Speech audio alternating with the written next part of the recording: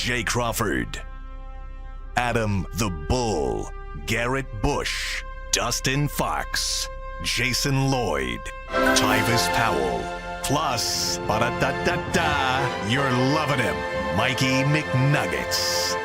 And so many big names, it would take me hours to say all of their names. The ultimate Cleveland sports show starts now. Booyah!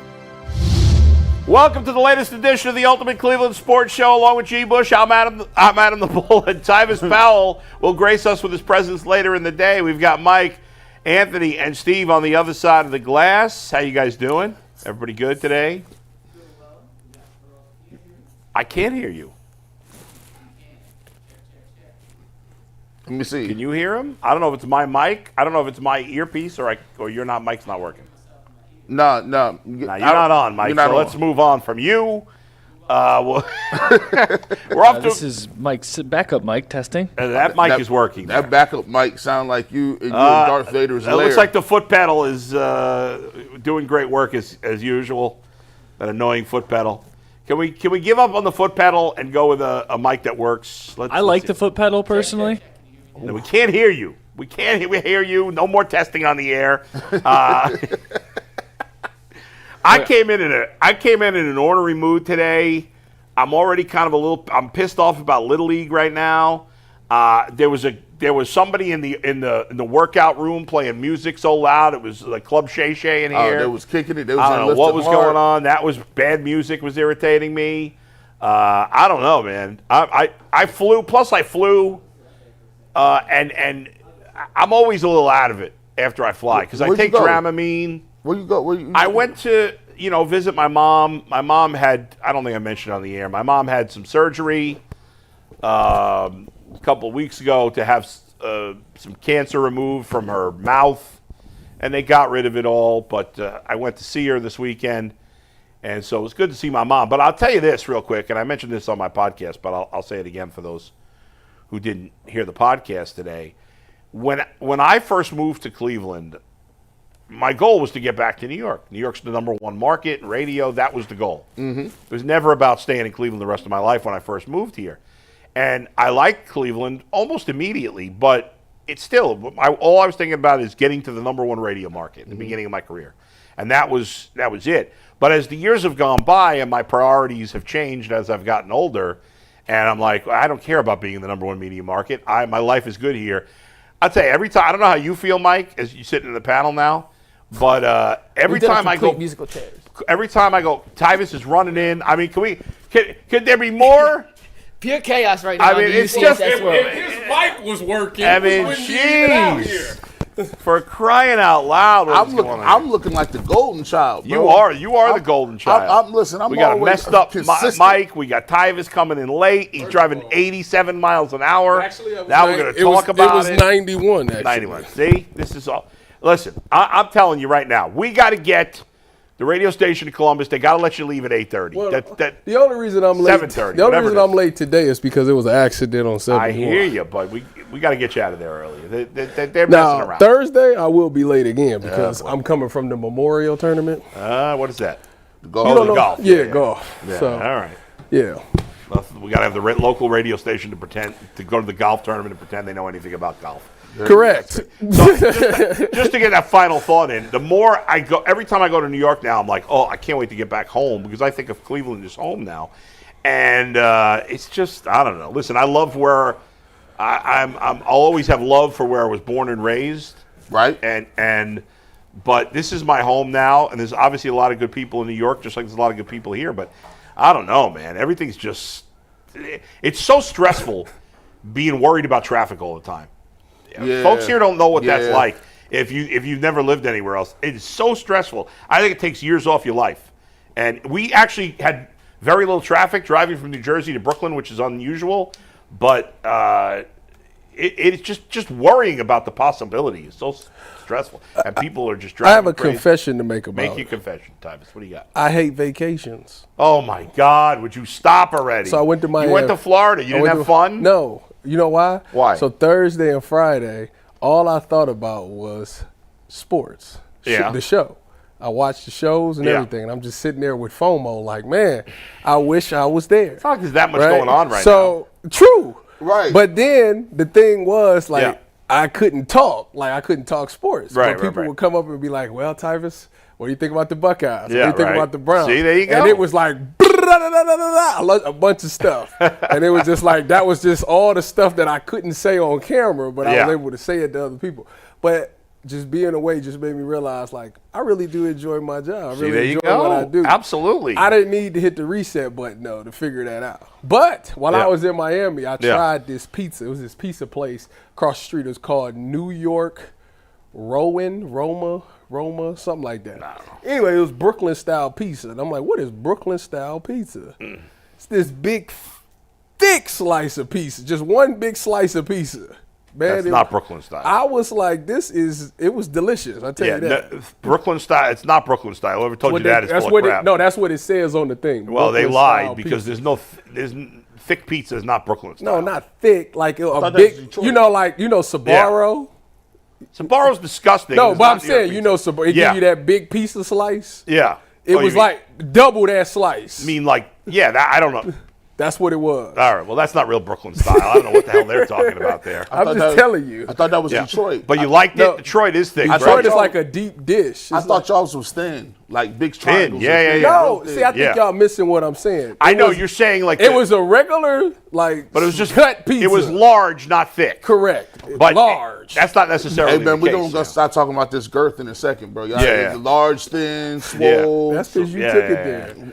It's sad. It's sad that I got to speak that language for you to That's comprehend right. what I'm saying. That's right. I got you. But speaking of swole, Mason Graham is swole, isn't he? Not really. I thought that means heavy. No, big. What does swole mean? Man, I'm not going to say that. Swole. Swole means like. Jack. Oh, he ain't Jack. No. Yeah. Anyway, he signed his contract with the Browns. I believe it's 4 years, $41 million. Obviously, there's a fifth-year option if the Browns pick it up. I don't know the exact numbers. I think it was $41 million. I don't like the fact that when they put that out like that, like, see, I think people got it to where like, oh, $41 million. Like, no, I don't think his signing bonus is $41 million. No. Is it? I think his it's entire contract. Yeah, I believe so. I want to know what the signing bonus is because he getting rookie minimum, whatever the heck that is. Yeah. I want to know what the signing bonus was.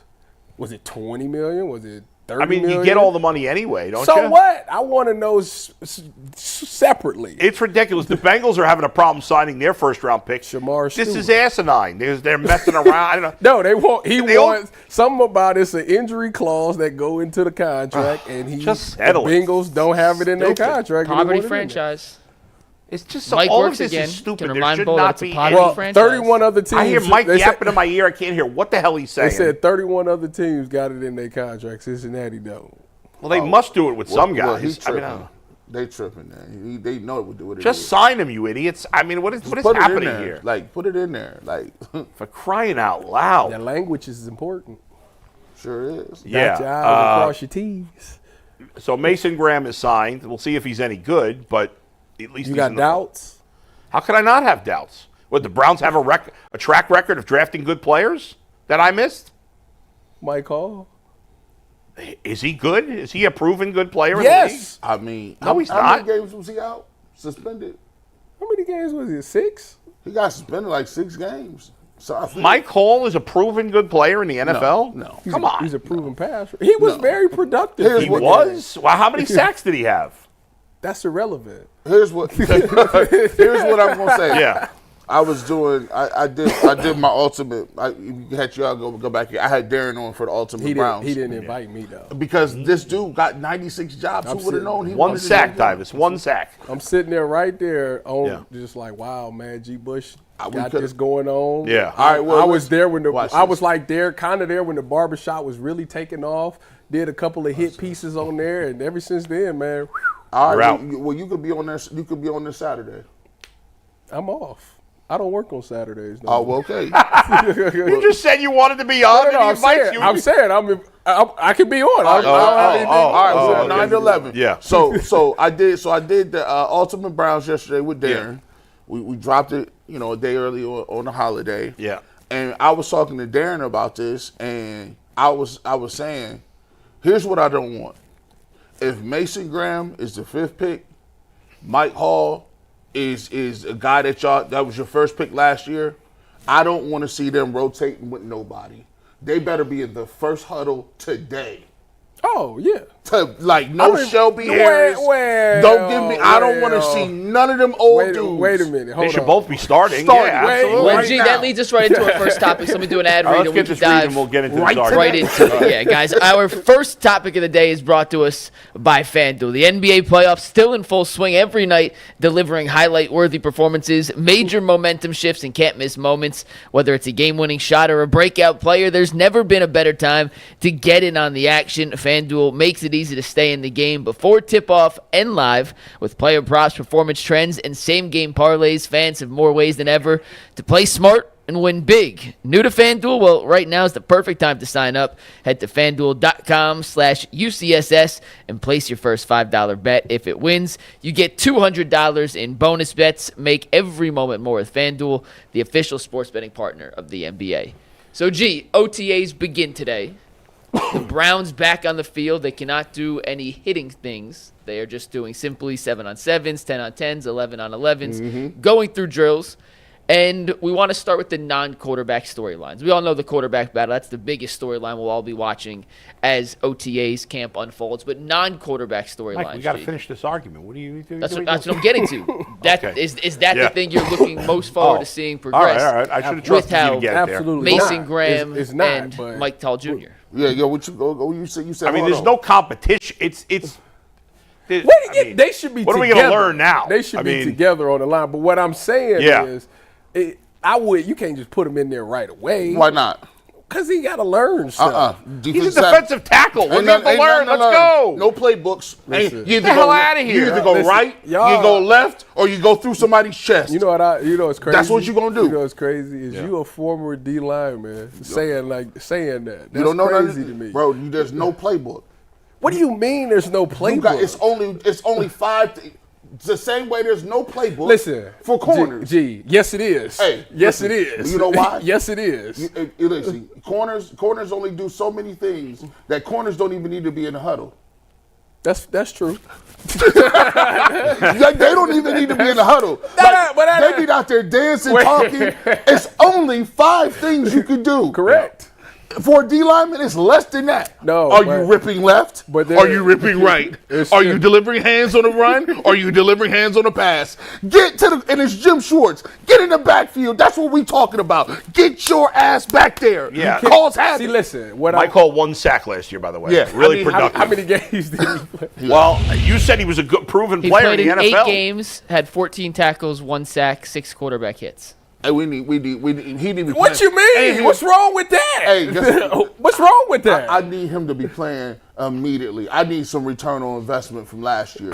The only argument for them not to be in the first team is if you want to say I don't want to hand them the job, they got to earn it. Well, yeah, but fine, but my they thing- better be by the time the My season thing, starts. yes. Yeah. No. Maybe. Yes. Yes. Yes. What I would say is you can't just throw if they jogging out there today, you just can't throw them with the ones right away. He got to learn stuff about the NFL. What? No. He got to learn some stuff. Hey, it's Travis. Let me ask you. How many people? Let me ask you a question.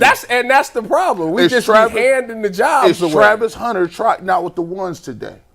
Yes, he is. Yes. He probably They ain't got is. nobody. Who was the number? Neither do the Browns. Who was Yes, they do. Who was the number 3 pick? Who's the number 3 pick? Let me just get you so we can figure this out. Who's the 3 number overall? 3 pick? It's on you guys. I'm not giving you the answer to this. Since when is he not giving the Who picked answers out? third? What's Who wrong picked with him? third? Yeah, who picked third? He says he's not Mike giving. doesn't It know. was Abdul Carter. Come on, guys. I'm not. Was it the offensive lineman? Abdul No, it's Carter. Abdul Giants. Carter. Oh, All Abdul right, you're right. Carter. Abdul Carter. He might not. Is he trotting out He there? might not. Yes, Listen, he is. He might not. Kayvon Thibodeau, sorry, bro.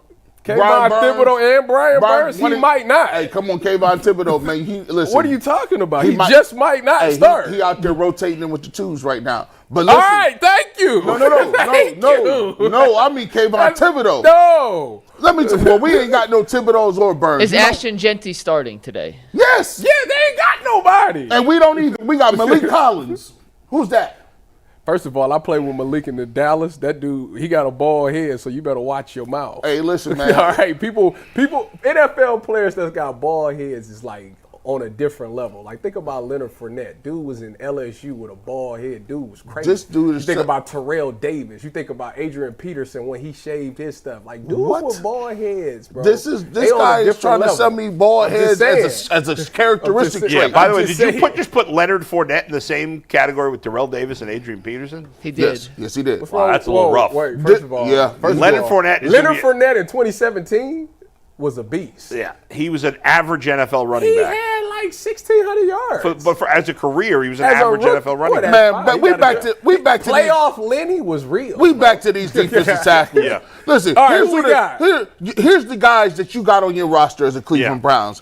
Aiden Huntington. Not Aiden Hutchinson. I don't know who that is. Who does it? That sounds made up. No, Aiden Huntington. There we go. Nobody. Never heard of him. Ralph Holly. Made up. Are you serious right now? They got Jawan Briggs. Okay. Nobody. No. Sam Kamara.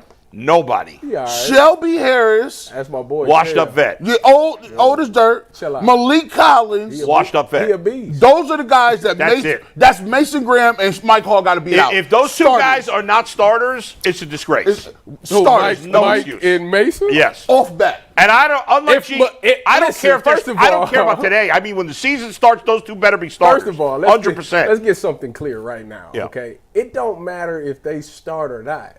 Defensive tackles only play like 2 or 3 plays before they rotate. What? They don't? Stuff, man. They don't? Wait a minute. G. Go ahead. It ain't a rotation on the D-line? Go ahead, man. You do your thing, bro. How many plays does a defensive tackle play before they get rotated out? Only 2 or 3. Thank you. How many plays? What percentage of plays do the great defensive tackles? All of them. No, they don't. They get all of them. Warren Sapp ain't coming off the field. You're a liar. Warren Sapp don't come off the field. Mason Graham got drafted 4th overall. If he's not a Hall of Famer, he's a bust. Listen, and to your guys' Y'all point, need to Steve, cut take this this out. graphic full here, but you talk about guys who were drafted in the top 5 in the last 15 Look at years at the this. position. Yeah. Mason Graham is in this category based on where he was All right, drafted. so Quinnen Williams, and forget the other two. Quinnen That was a while Williams is ago. a beast. Quinnen Williams, what percentage of plays did he play last year? Can you I'll look it up figure one that second. out? I'd like to know because Mason Graham better be playing the same percentage. Man, look, this is my thing. Only in Cleveland. Yeah. Only in Cleveland do we minimize the amount of starts people get. We hear the same. I've been trying to I got your number real quick. I've if you been want to trying hear it. to get McNuggets off the same point. He want to start Max Strus. He's 6'4". Now this dude want to tell me What? it don't matter who start. They rotating anyway. Well, if it don't matter, the bums can sit on the bench and my top guys will play. The Browns are one of the worst teams in the league. What, they're so deep that these guys can't play? Wait a minute. When have I ever said that they shouldn't play? No, you didn't say that. I never said that. I don't want them. That's fine. They're going to play like 2 or 3 we were plays talking about anyway. Tyvis, we were just talking about other teams, and you said, well, they have to play. They have to play. Those teams are all better than the Browns. Yeah, and they Mike, play. what percentage of plays? I was talking about the position, like, Well, at the position. Quinnen Williams, what percentage of plays did he play? 65% of defensive snaps last year. That's it? Now, he missed 2 games, so Glad that's... we spent the 4th overall pick on a guy who's playing 2/3 of the defensive I'm about to say, plays. so 2/3, so 2 or 3 plays, that's about right. Hey, bro, what are you talking so about? So here's what I'm telling y'all. This is why when you people want to, G. Bush is running around jumping up and down because they drafted a D tackle. Those guys are so important. They're so important. You don't want to start them. They're so important that you don't want to play them on 3rd down. They're so important. You're telling me this is what you guys are saying. I'm not setting it up that way. Mason Graham better be a day 1 starter. Do not play around with me. A top 5 pick is not a rotational guy behind Jawan Briggs. That's fine. That is fine. Yeah. Nobody's arguing But that. Okay. I've never argued that. Okay, Quinnen Williams is That's one what I said. Okay. I said But they're going to Quinnen rotate Williams anyway. is one of the best defensive tackles in the game. So he better play 2/3 of the plays, and Mason Graham better be out there on pass rushing downs. Yes. I don't want him just there to stop the run. Don't be Just draft the guy 4th overall. Hold on now. Hold on. Yeah. Let me get that, Steve, because AB told me that we like Mason Graham's pass rush ability. Now, better. Well, the thing about it is, They like their wide receiver room, I too. watched Dane. I looked at Dane Brugler's weak strengths and weaknesses, and under weaknesses it said must develop a pass rush. So, you right. He better have a pass Yeah. rush come out there. First, third, whatever. I don't care about any of that. He better have some sacks this season. I'm sorry. I'm being completely unfair. I admit with my next comment. Here we go. And I hope I'm totally wrong. He don't look like a 4th overall pick in the draft. Why? Because he threw up in practice? I didn't even know that. You didn't know he threw up in rookie No. minicamp? Maybe I did and I forgot. Earl Boykins. I mean, I threw up working out. What do you mean he don't look like it? Did Aaron Donald look like it when he was drafted? I don't remember. Aaron Donald got a 6-pack. Aaron As a Donald was defensive lineman. extremely undersized for a This defensive guy, tackle. he looks like just every other fat defensive lineman. That's just solid. Listen, in the man, NFL. I hope I'm wrong. He played with his hands really well. All right, he got good. hands. I play with my hands well too. What are some other back? Actually, the biggest story that I wanted to see was actually in the linebackers room. Right. And don't get me wrong, the D tackles is important because it affects the linebackers. But you don't have JOK. Is Jordan Hicks still here? Yeah. We got Mascaris Arnold, Mascaris-Arnold. Like I said, whoever he is. we haven't had any playmaking from our linebackers. They flew around a couple of JOK, games. since He's gone. Yeah. We haven't really seen a lot of production from Yeah. the linebackers. Don't get me wrong, we had some games. Mahmoud Diabate had a game where he had a bunch of tackles and things like that. So it's there, but listen, we need something out of that group this What year. are these shorts he's wearing? What is happening here? Hey, man, listen, he's showing off them quads. What the hell is going on with these Showing shorts? off these Short quads. shorts. What you I don't mean? like that. It's So disturbing. that right there, that look right there, I used to be against it, right? Yeah. When I was in Seattle, I was all long shorts. When Yeah. I got to San Francisco, You went short shorts. the receivers was wearing that. And I'm looking at them like, why are y'all wearing? That looks weird, man. Why are y'all wearing y'all shorts? Like they cut them. They literally Yeah. took the scissors and cut them like that. These dudes and be- I'm like, why y'all doing that? It's I a went out there different- and checked them. Marquise, all of them. They was so fast. That very next day, I went and cut my shorts. I said, you got to keep up. Yeah, you faster. You got to keep up with crazy. these cats. Tyvus- Yes. Tyvus was I out needed here- all that knee lift. I done need them shorts cutting my knee lift off. I got to be ready to go because these dudes is fast. Hey, man, just because you got your hands like this as DB don't make you We fast. got ready God. to roll. It don't make I'm talking about it knee does up not to the it does 10. not make you fast with the open palms. Y'all need to stop doing that. That's an illusion. I went straight track 4. That track 4. I will say, by the way, he ain't off the list too. Schlesinger, yeah, you starting too right now. better be. They don't Day have one. nobody. They got who? What? Devin Bush should be the other guy, My or cut- Jerome Baker? Excuse my- me. yeah, Go Bucks. Hey, Jerome hey, Baker. This guy. Don't do that. This guy. Hey. First of all, you go watch you don't even look at me like that. My boy Jerome Baker is cool. Hey, we Oh, about to. my God. You got to beat Devin Bush and Jerome Baker out. You better be getting all the minutes. What's that? Why you saying it like that? That's just what the. One was a that's- first round pick. The other was a third. I think he was a third round. Well, pick. This And one is Schlesinger second. was the 33rd overall pick. Yeah, so. he better be a starter Devin Bush too. better was be a a first starter, round yeah. pick. What? And same thing with He got to stay. Judkins. He got to stay out the legal trouble. but- Judkins got to be. I mean, he will be. But Oh, yeah, yeah, well, yeah. that's a foregone Here, conclusion. listen, Twinkle Toes. I'm sorry. Put him. Listen, I want Judkins need to be playing. Yeah. Samson need to be playing. You done with Jerome? Judkins needs to have 1,200 yards this year. You done with Jerome? 8 touchdowns. I was never with Jerome. We wasn't in the same camp. I was not endorsing Jerome Ford. Wait a minute. What about the long runs he ripped off? The biggest storyline in training camp is the play-by-play breakdown from the beat reporters there. That's the biggest. That's the biggest story. We need to know. We need to know Who looked good on a throw? Who looked bad on a need to throw? be- I got to go to one of these practices. We need the update on who's got smaller hands, Kenny Pickett or Jimmy Haslam's grandkids. We have Zach on Thursday, by the way. Yeah. Tomorrow's practice is open to the media. Oh. Zach will be there. He'll be with us on Thursday to give us some instant analysis to what he sees. Oh, I'll Breakdown be of the there. short shorts. And This is what overall in general, and I want to get this together. Why we are a fan base without a country.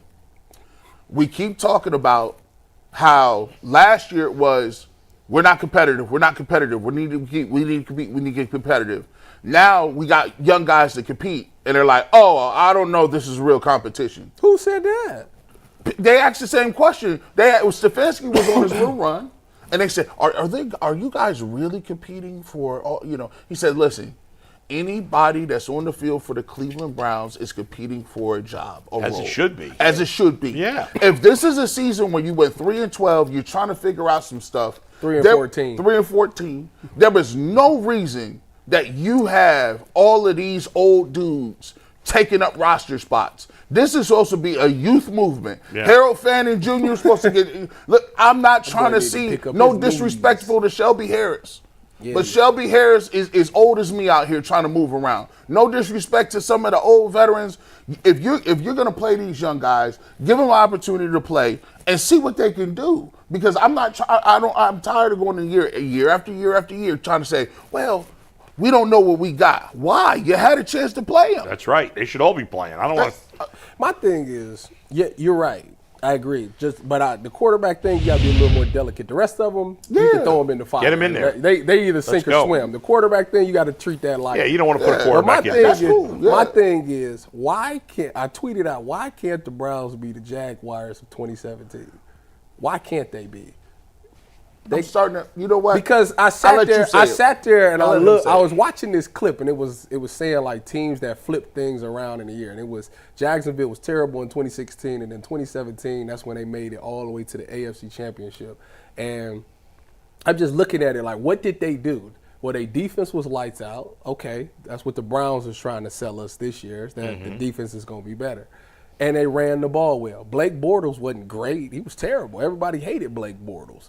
But yet they had Leonard Fournette. That's why I was able to tell you he had a good season. They had Leonard Fournette, and Leonard Fournette had 1,040 yards. That's like a crazy. Excuse me. By the way, there was no Joe Burrow. There was no Lamar Jackson. There was no But Josh I'm saying, Allen. all I'm saying Yeah. is they were able to win games their way. It wasn't the sexy way of quarterbacks and bombs and things like that.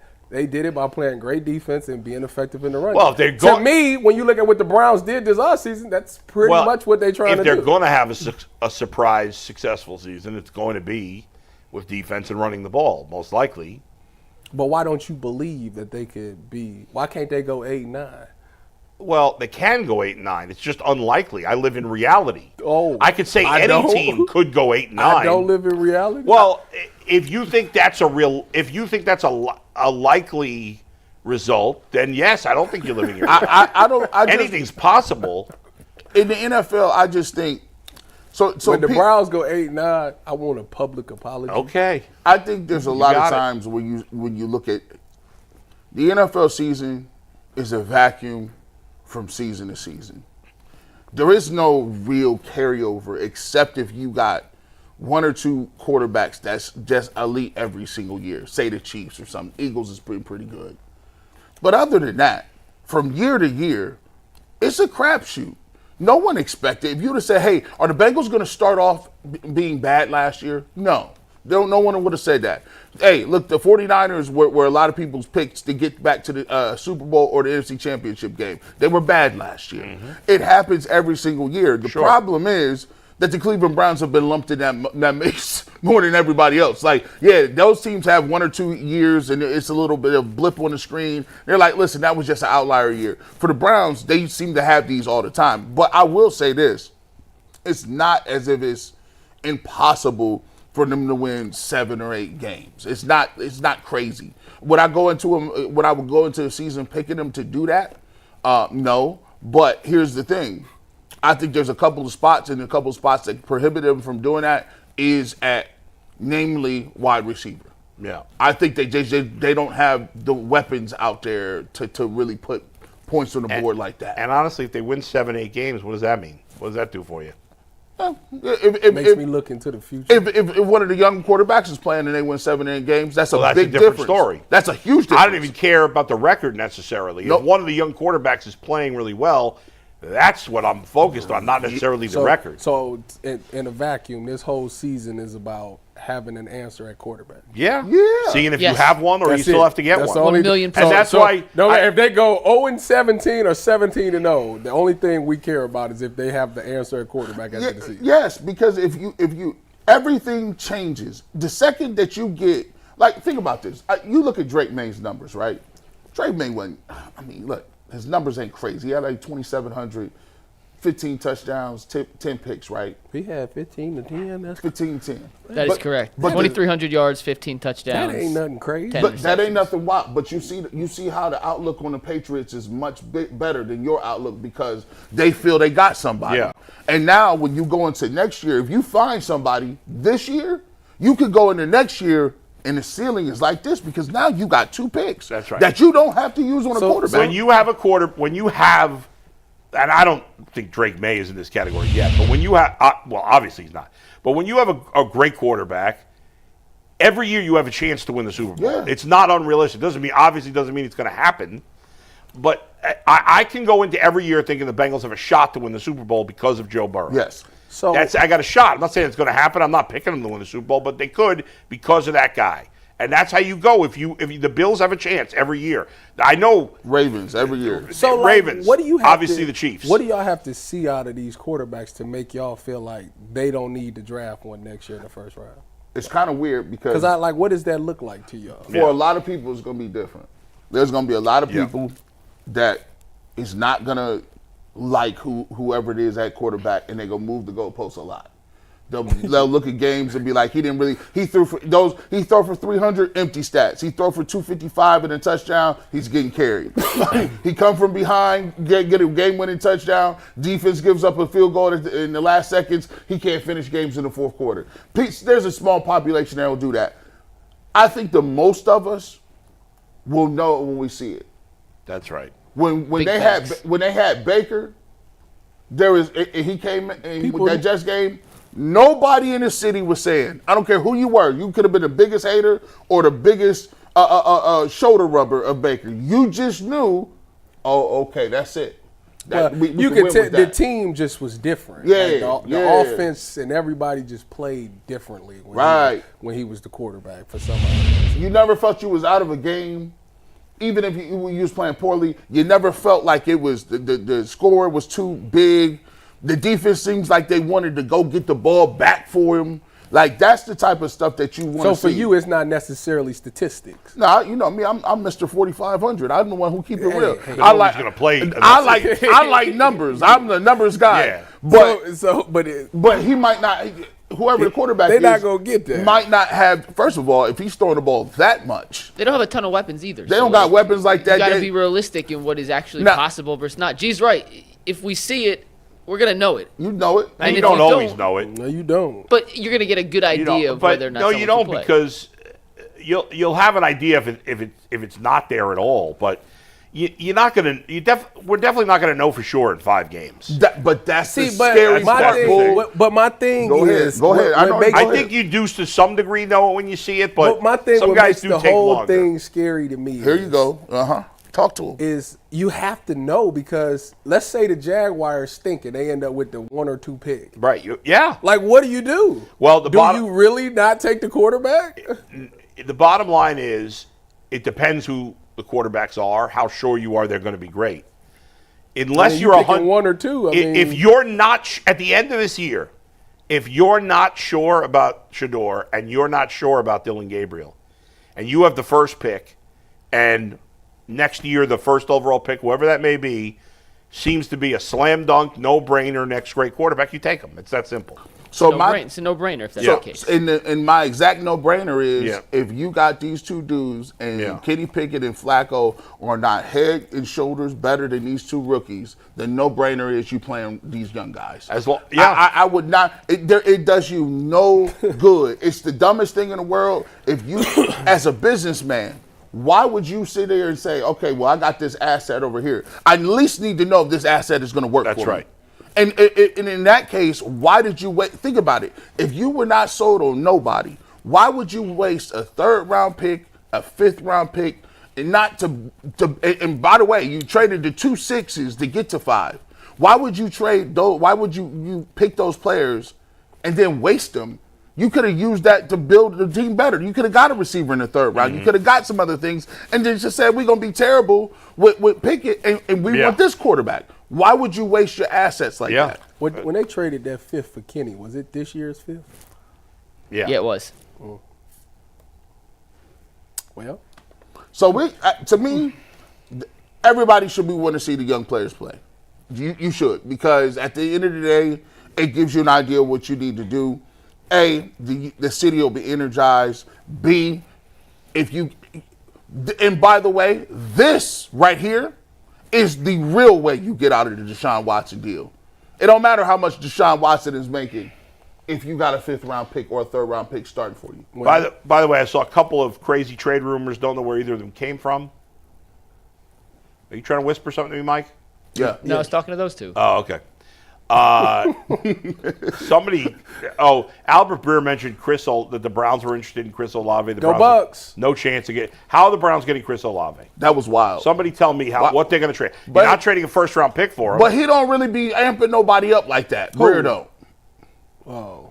Well, he said the Browns made a call. I'm so not it must saying have they been didn't. true, right? But if you're the Browns, you can't trade a 1st-round pick for him because you need that 1st-round pick. Because until you have a quarterback, you don't trade 1st-round picks for non-quarterbacks ever. Doesn't make any sense. Do they have a 2 next year too? They need all. But you can't trade anything. You can't trade any first top picks until you're sure you have a quarterback. I think the best they could trade is a 3rd-round pick and like Greg Newsom. Honestly, Why would New Orleans do that? Why on earth would New Orleans want Greg Newsom? 0%. Because they gotta pay Chris, and they got Chris under team control for 3 years if they want. What year did he come into? This is going to be his 4th year. He's got a 5th-year option. They could franchise him if they want. So they have 3 years control. Greg Newsom's going to be a free agent. He's an average guy. Why the hell would they do that? Doesn't make any sense. I'm not trading any draft picks for Chris Olave if you're the Browns. That just doesn't make any sense. I mean, you get him for a 4th, 5th-round pick. Okay, fine. But why would the Saints do that? Yeah, it don't make no sense. Because he got concussions. Yeah, but he still, for all that, he had a bad year last year because he was hurt. The 2 years before that, he played almost every game, and he played well. He's a good player. He's young. Would you trade for him next year if you had a quarterback? Yeah, 100%. I'm with you, Bo. Until you get a quarterback, though, you can't. I'm not using any high draft capital until I have a quarterback. Well, before we move off that, I wanted to let you know you don't care. Jeremiah Smith and Ryan Williams is the cover of NCAA. Go Bucks. Yeah, man. I thought they had all the teams on there. Why do you, bro?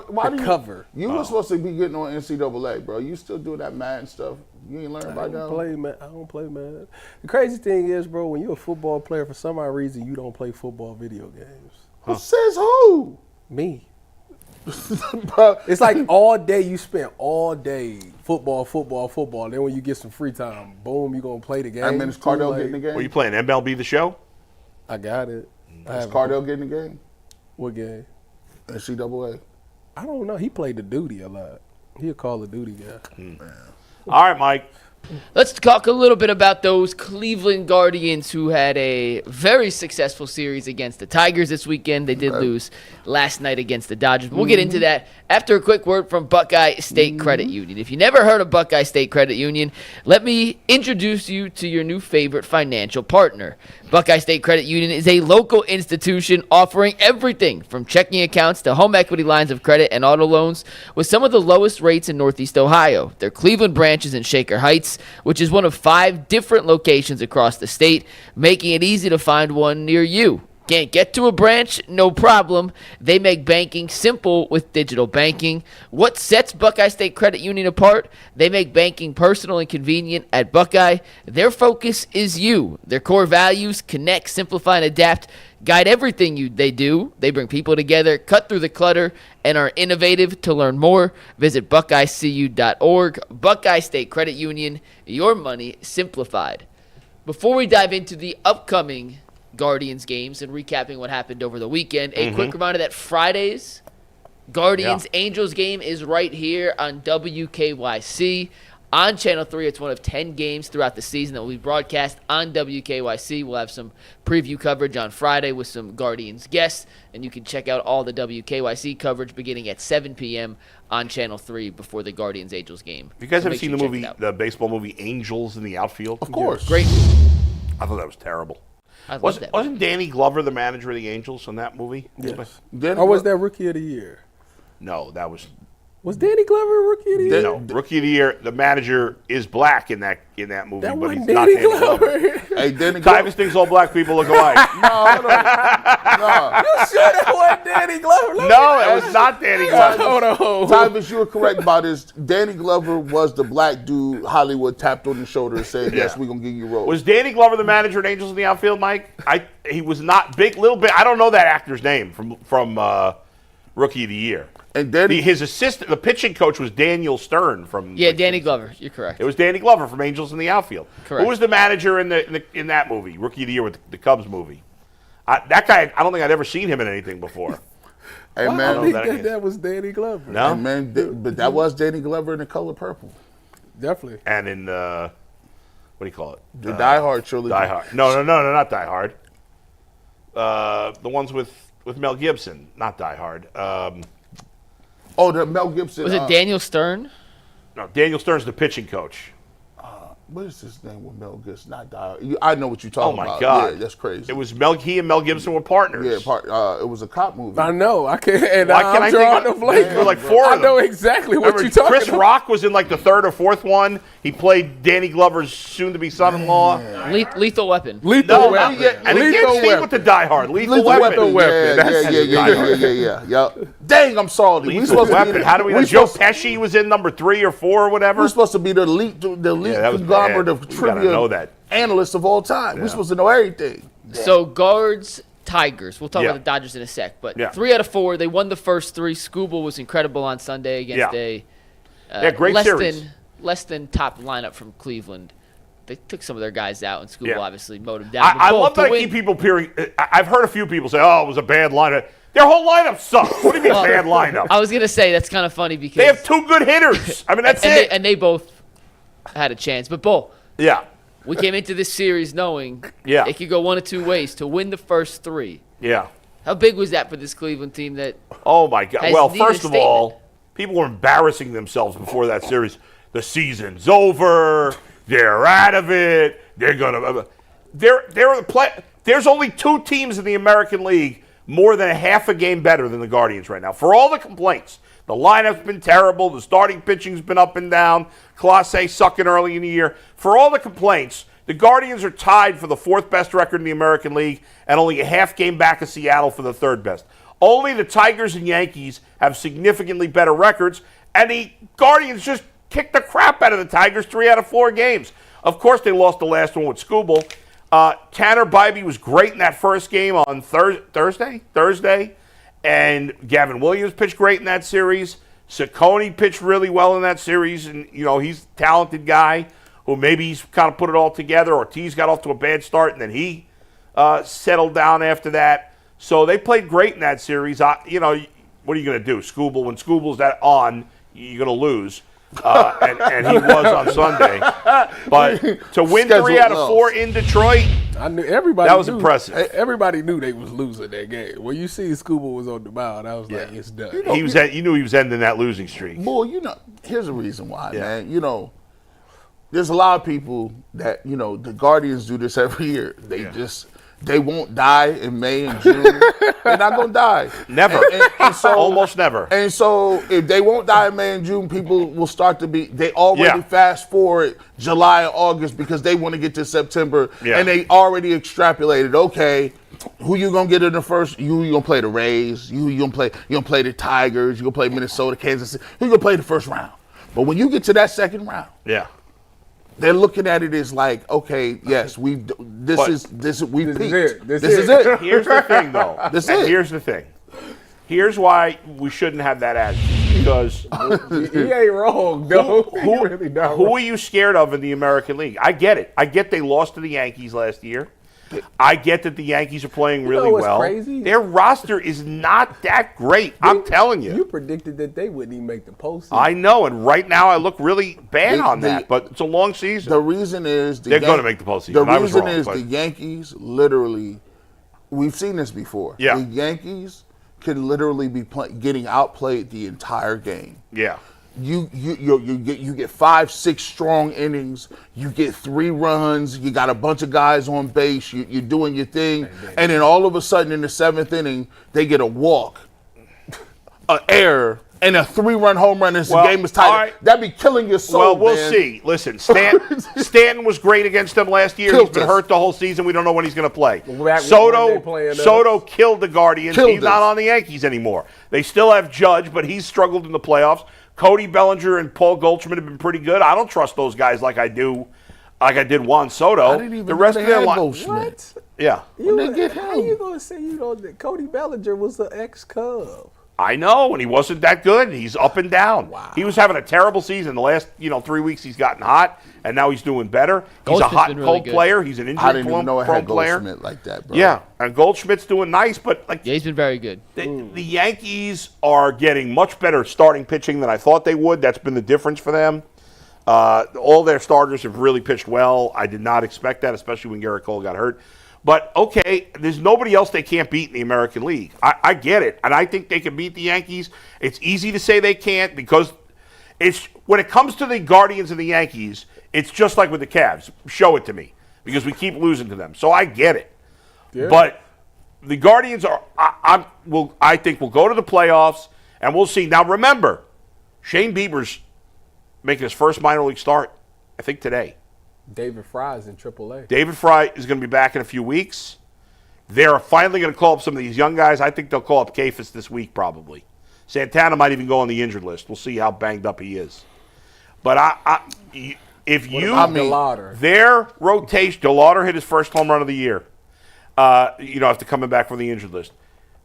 The rotation's improving. The Ben Lively injury is an unfortunate thing because he's been really good for them. Yeah, I was about to say we discount But Lively. if Bieber is Bieber, things could get really nasty with their pitching rotation. today? In the minors. For which one? Like Double A? Arizona Fall League, not Arizona Fall League.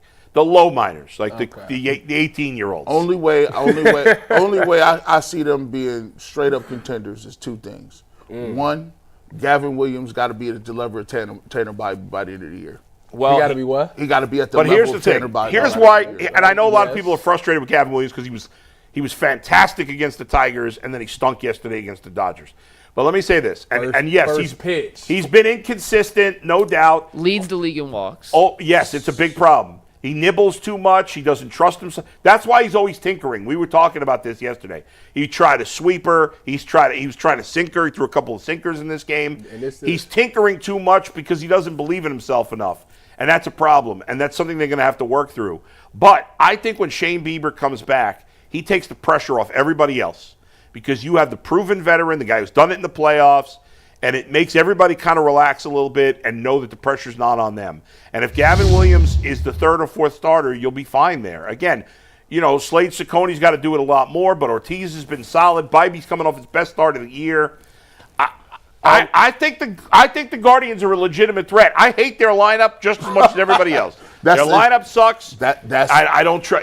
Bull. That's the only thing we. You got three guys in the lineup that I think are pretty good. Let me ask Bull this: do you believe the Guardians are a threat because there's not enough threats elsewhere around baseball, or is it because you actually believe in what Cleveland has? I think they're better. What's the mix of it? I think they're a pretty good team that can be a very good team come postseason if things break right for them and they stay healthy. And I just don't think, Detroit's 5 games. As great as Detroit's been, they're only 5 games up. That's not a lot. We got a long way to go. We're at the 1/3 point of the season. You got 106 games left, whatever it is. But doesn't it alarm you that also Minnesota and Kansas City are basically within the same length as you? It doesn't alarm me because I think Kansas City's good. Minnesota's overachieved. I think they'll fall off eventually to some degree. Kansas City's dealing with some injuries too. Detroit is overplayed. Detroit has played way better than expected, and they're only 5 games up. Way better than expected. And the Guardians have had a lot of players have disappointing starts. I just think when it's all said and done, if healthy, and that's it, you can say that about every team, the Guardians, in my opinion, will have a chance to have the best pitching staff, rotation and bullpen included, the whole pitching staff from 1 to 11, 1 to 12. I think if Bieber is healthy and pitching like Bieber, and Clase is healthy and pitching like Clase, and for the most part he has in the last few weeks, although I'm a little concerned about his velocity being down. But if those two are right, I think the Guardians pitching staff can be special in the playoffs. And listen, the lineup's not going to be great. You're going to have to overcome it. I would say they have the worst lineup in the playoffs. They're going to have the worst lineup. Yeah, they don't have the worst lineup in baseball, but as of now, they would have the worst lineup in the playoffs. I'm not that whole, I want to see C.J. Kafis. I've been talking about him for 2 weeks. He's still got over a 950 OPS in Columbus. I want to see DeLauder soon. If I'm the Guardians, listen to me. Guardians, let's have DeLauder play a little center field in the minors. I want to see him play center field. He's done it a little bit. Lane Thomas is struggling. Nolan Jones can't hit. All right, now I've been a big fan of Nolan Jones for a long time, but he is not getting it done. And I got to give somebody else a chance. I'd call up Kafis today and start playing him in the right field. Wait a minute. Wait. Before you go, wow. I got to take this moment. I can't let this pass. Go. McNuggets asked us probably like 2 weeks ago. Yeah. Who do we have confidence that will turn it around? Yeah. I said Bo Naylor. Yeah. You said Nolan Jones. And we were both wrong. I'm more right than you. Bo Naylor stinks. He can't hit a lick. Bo Naylor to hit some home runs since that conversation. Bo Naylor is not in every. I'm more right. Bo Naylor situation. All right, I'll give you that. He's been a little better. He's been better than Jones. All the stats about Nolan Jones says. I mean, that's what you're excited about. So here, by the way, since that conversation, Yeah. it was 10 days ago. So do you want the last 7-day splits or the last 15-day splits? Give 15, whatever you want. Seven. So 7. Give 7. Nolan Jones in the last 7 days is hitting 154 with a 354 OPS. Hideous. Bo Naylor in the last 7 days is hitting 200 with a 769 OPS. Yes. I mean, like that's amazing, but it's certainly better. What? If you go to the last 15 days, so this is just before we had that conversation, Nolan Jones is hitting 250 with a 515 OPS. Horrible. And Bo Naylor's hitting 188 with a 789 OPS. Yeah, because he's hit a few home runs. That's going to boost he has up your 2 OPS. homers in the last 2 weeks. Man. But he's hit 7 home runs. Great for him. Under one. These guys, the baseball expert. They can't hit. You got Jose and Quan. Do you know who's fallen off a Manzardo's been cliff, all right. too? Everybody else stinks. Arias is falling off a cliff. Yes, I told you that was coming. I told you the that. Schneemann was going off a cliff. He has. But how is it? But my thing is, how do we even get to a point where we even counting Gabriel Arias as a mountain? To fall off a cliff, you got to be high like this. He's never been high. The Guardians have just not. As great a job as they do developing pitchers, which they do every year, they get new pitchers.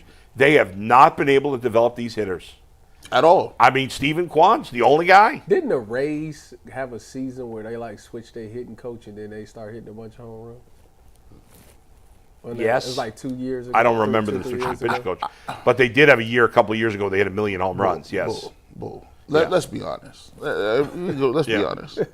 You go down the list. Look at the names that you got. These are platoon players. These are on good teams. Split Rocchio, the Arias, the Schneemans, the Big Christmases, Lane Thomas. Listen, Nolan Jones. These guys. Listen, man. These are if they play on other teams, they spotting. If you look at the good lineups in baseball. The only starters are Ramirez and Kwan. That's it. Manzardo, maybe is a starter on a good team. He's a starter for sure if he's not playing first base. Huh? But if he's not playing first base, his numbers are definitely starter numbers. But compared to other first basemen, yeah, I mean, his numbers are okay. Santana, nobody else is a starter for not a good lineup. Bo Naylor, it's just not. They got a couple guys, you know. So they overachieve. They are, but they have to win with pitching, and they need to. And again, if you don't believe it, and I'm not convinced that Kafis or DeLauder or any of these guys are going to pan out because so far every prospect has not panned out. But you have to give somebody else a chance right now. Yo. John Kenzie, Nolan Jones, Lane Thomas. These guys have done zero. I understand they want to give Lane Thomas a little more time because he was hurt. He just came back. I get it. and he at least has somewhat of a track record in the majors. But, I mean, right field has been a black hole. You got to give somebody a chance who's been hit. Can I ask you a question? Yeah. So, we got 3 teams in town. Guardians, they be losing in the second round, but they be overachieving a little bit. You know what I'm saying? They don't really got nobody, but they be somebody May, June. Don't say they ain't got nobody. They ain't really got, but listen, when they get to the postseason, it's obvious. You look at the lineups, they be like, ooh, we got to have some nice stuff. We have some good bounces go our way. And they lose in the second round, right? What's the pitcher we traded for last year at the deadline? Older guy. Boyd? Matt Boyd. No, he was here. He was here. Alex Cobb, he's gone. Yeah. He's with the Tigers, isn't he? He's been hurt the whole year. He with the Tigers? Yeah, he hasn't pitched, though. So you got one team in the Guardians that Yeah. lose in the second round, but then you got the Cavs who lose in the second round. Yeah. Which team do you feel best about losing in the second round? What do you mean? Like when you got a team with the Cavs. The Cavs, the Guardians. When the were not- Guardians lose in the second round, I don't feel that. I don't feel that. No, Yeah. because the Guardian. First of all, baseball's doing more everything. random. Yeah, they doing everything. They doing maxing- everything. They already maxed themselves They Right. maxing it out. Like they maxing it, and you're like, okay, all right. You're bro. not going to blame the players like you do with the Cavs. When I look at the Cavs, The Cavs were favored. yeah. The When Guardians were an underdog when against the I look at Yankees. the Cavs, I can't watch NBA basketball. I turned it off. I can't watch no more basketball this Yeah. offseason. That's true. That's really true. I'll be mad. I'll be too upset. So, but with the Guardians, they get timely hitting. They get the most out of their bodies. So I can't. Speaking of which, we haven't hit yet on the third team in Cleveland, the Cavaliers. And Let's we get are to them going now. to do so. Just a quick reminder, once again, Friday, WKYC, Guardians, Angels. All your coverage begins at 7 p.m., one of 10 games that will be on WKYC this year. So make sure you guys tune in Friday night, 7 p.m., for an Angels-Guardians primetime matchup. Bo, before we move on, tell us about Menu RX, and then we'll talk some Cavs. Yeah, I'm really excited about this. Dr. Jake May's my guy at Menu RX. And, you know, if you're looking to lose weight, if you're looking to just get in better shape, be more fit, or let's say you're perfectly fit, but you just want to make sure you're eating properly to stay healthy as you get older, all these questions can be answered by Menu RX. You go to some big box diet store and they make one plan that's got to fit everybody. Whether it fits you or not doesn't matter. It's irrelevant. You want to use science. You want to use doctors and nutritionists that purposely make a plan for you specifically. That's what you get at Menu RX. They use cutting-edge metabolic testing to analyze your body's internal process and find out what's the best eating plan for you. I'll tell you, if you've ever been stuck, you've been trying to make a lifestyle change, there's so much information out there on the internet, you don't know what's true, what's not. With Menu RX, you get the answers. It's like having a full team of scientists, dietitians, doctors drafting a plan just for you, not based on some ridiculous trend on the internet, but on molecular data. Right now, when you sign up for a Menu RX plan, you'll get a free year-long UCSS subscription, $60 value, absolutely free. You probably can use your HSA or FSA payments for Menu RX. You might even have it covered by your insurance, which means you pay nothing. So go to menu-rx.com. You see it there right on the screen. Start unlocking your full potential with menu-rx.com. Thanks for that, Bull. All right, guys, we're going to two Cavs topics we're going to hit back-to-back here. But first one, G, you mentioned not being able to watch the playoffs now that the Cavaliers have been eliminated. But the Pacers, since beating Cleveland, won the first 2 games against New York. They had that crazy comeback in Game 1. They were up by 20 points in Game 3 before the Knicks had a crazy comeback and stole Game 3. Game 4 is set for tonight. But I was curious to you guys, and I want to start with Tyvis on this one. Then, G, I want you to be able to respond to whatever Tyvis says. The heater the Pacers are on right now, does it change the way you view the Cavaliers' loss, or is what Indiana's doing completely separate to how you feel the Cavs did not live up to expectations?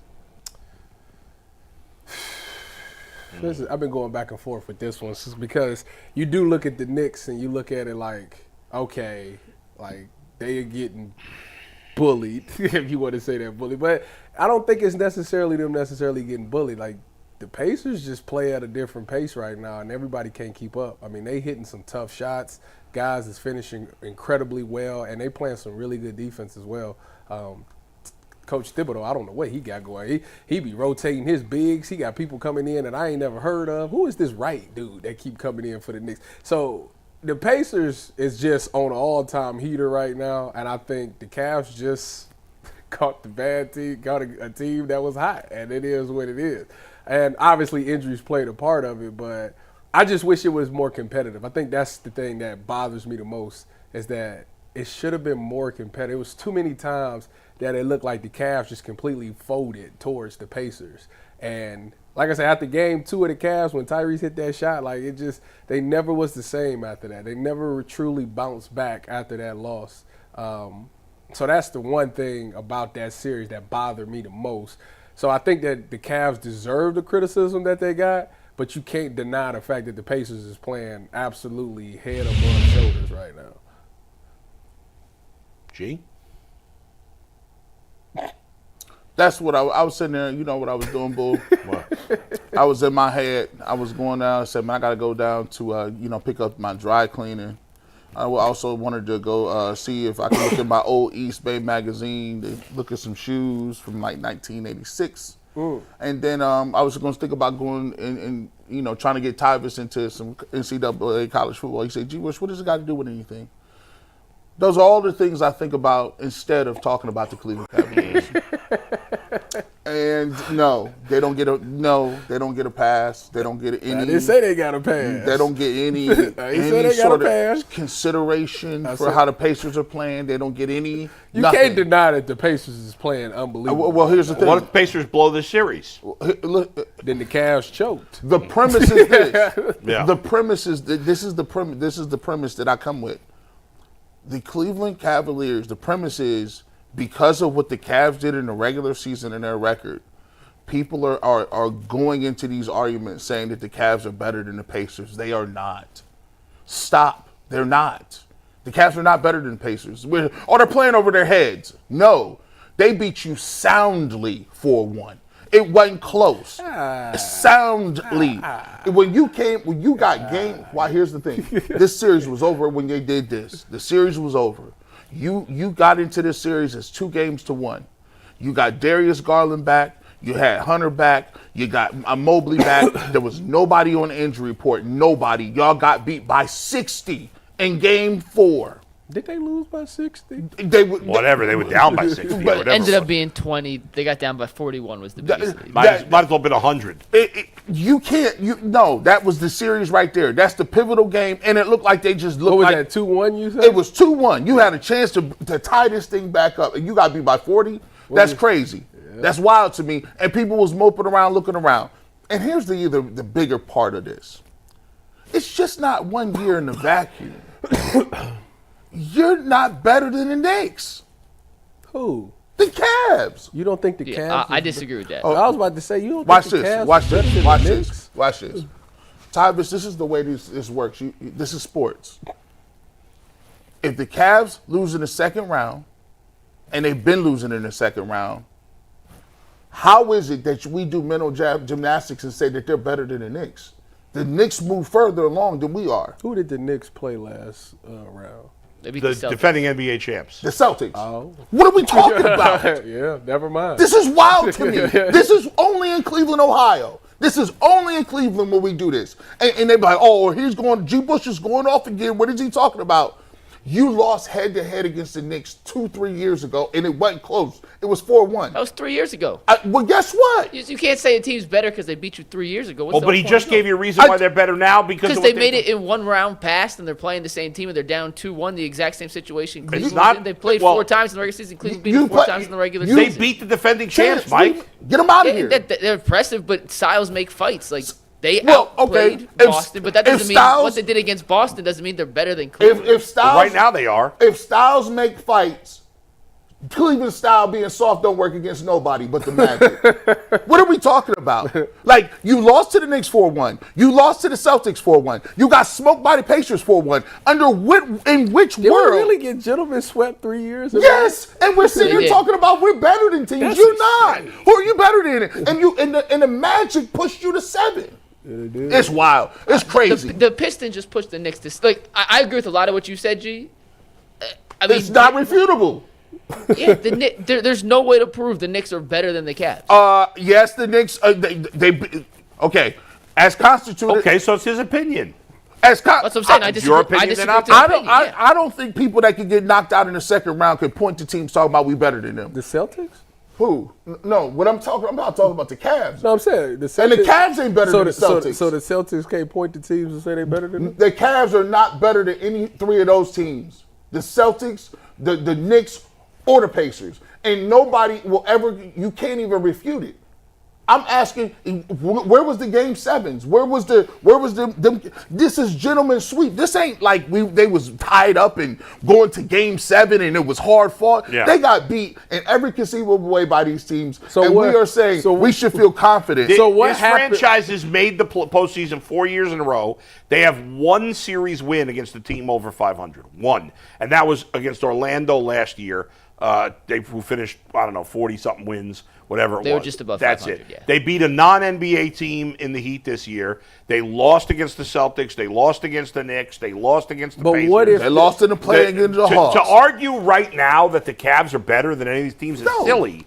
You may think they're more talented. What does that mean? More talented is meaningless. What if it doesn't matter? The Are you a question better is- team? I think That's what it. McNuggets is saying is if Indy goes out there and wins 4-1. Well, they haven't. Well, we can have that discussion if they do. Okay, so let's play devil's advocate. Let's Yeah. say they do. Why is the Knicks that much better? Because the Knicks beat the Celtics. Who did the Cavs beat? Jason Tatum lists Celtics. The last game, they were already up Nah, 3-1. They were going to beat Boston regardless. I don't use that. They were already up 3-1. Give me a break. I can't like this.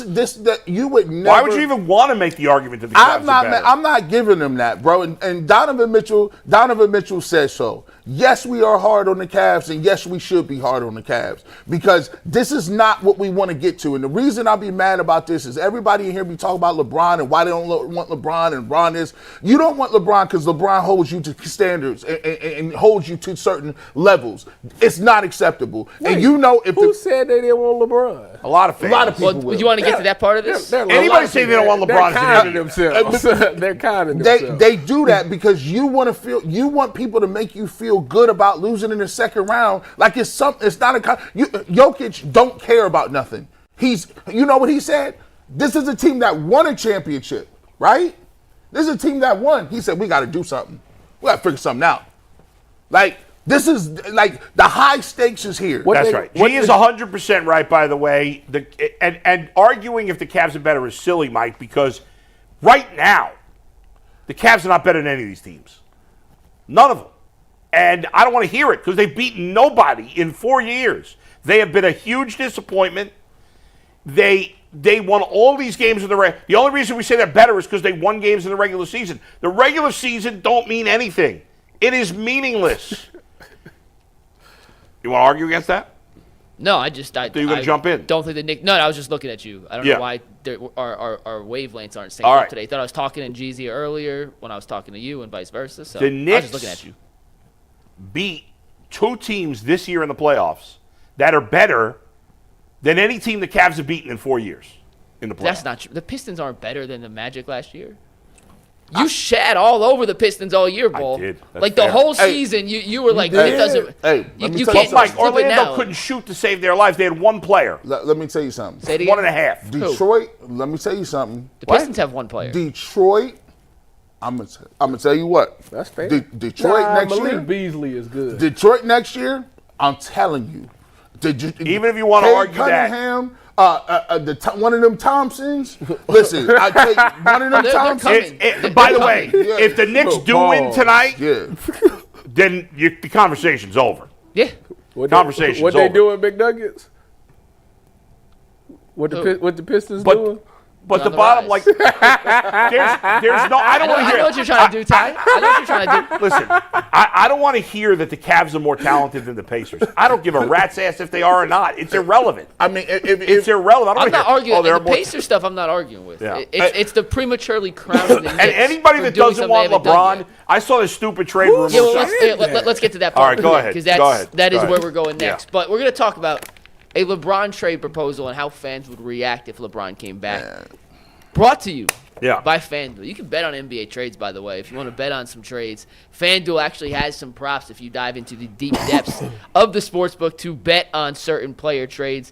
who's the favorite to land a certain player and whatnot. With the NBA playoffs in full swing, there's not a better place to bet on the NBA than with FanDuel. It makes it easy to stay in the game before tip-off and live with player props, performance trends, same-game parlays. Fans have more ways than ever to play smart and win big. If you're new to FanDuel, it's the perfect time to sign up. Head to FanDuel.com/UCSS and place a $5 bet. If it wins, you get $200 in bonus bets. Make every moment more with FanDuel, the official sports betting partner of the NBA.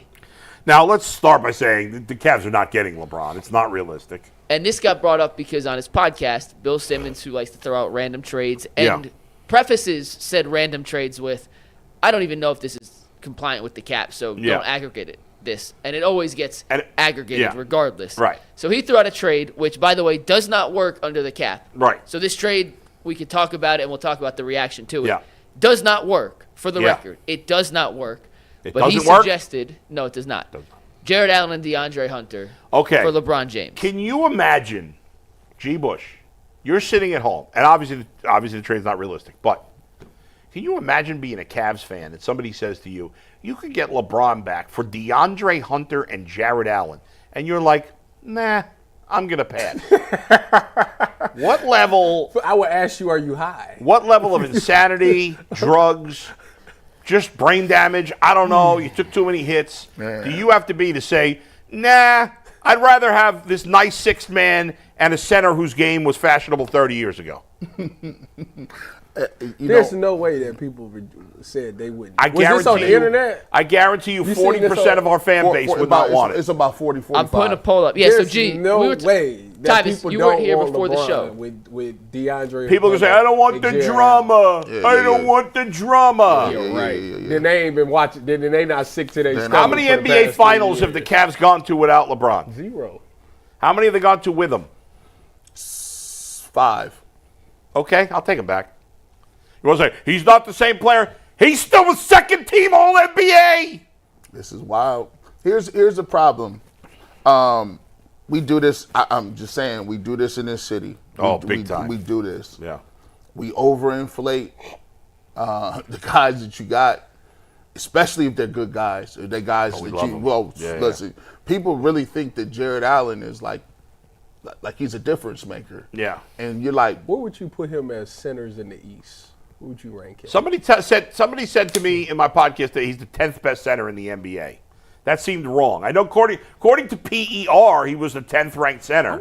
He's in that like he used to be he's like in that like 9 to 12 range. I mean, you're 9 to 12 center, but then again, there are no centers anymore. Nobody even Anthony Davis don't even want to play center. There's like 6 centers. So like we're moving the post a little bit. Yeah, it's silly. But the reality of this thing is like there's this thing where in Cleveland we have this talking point where, hey, we want to win it without LeBron. Yeah, right. That's exactly what it is. We want to win it without LeBron. It's a fact. What are you trying to prove? They ain't winning nothing without LeBron. Like that they don't need LeBron.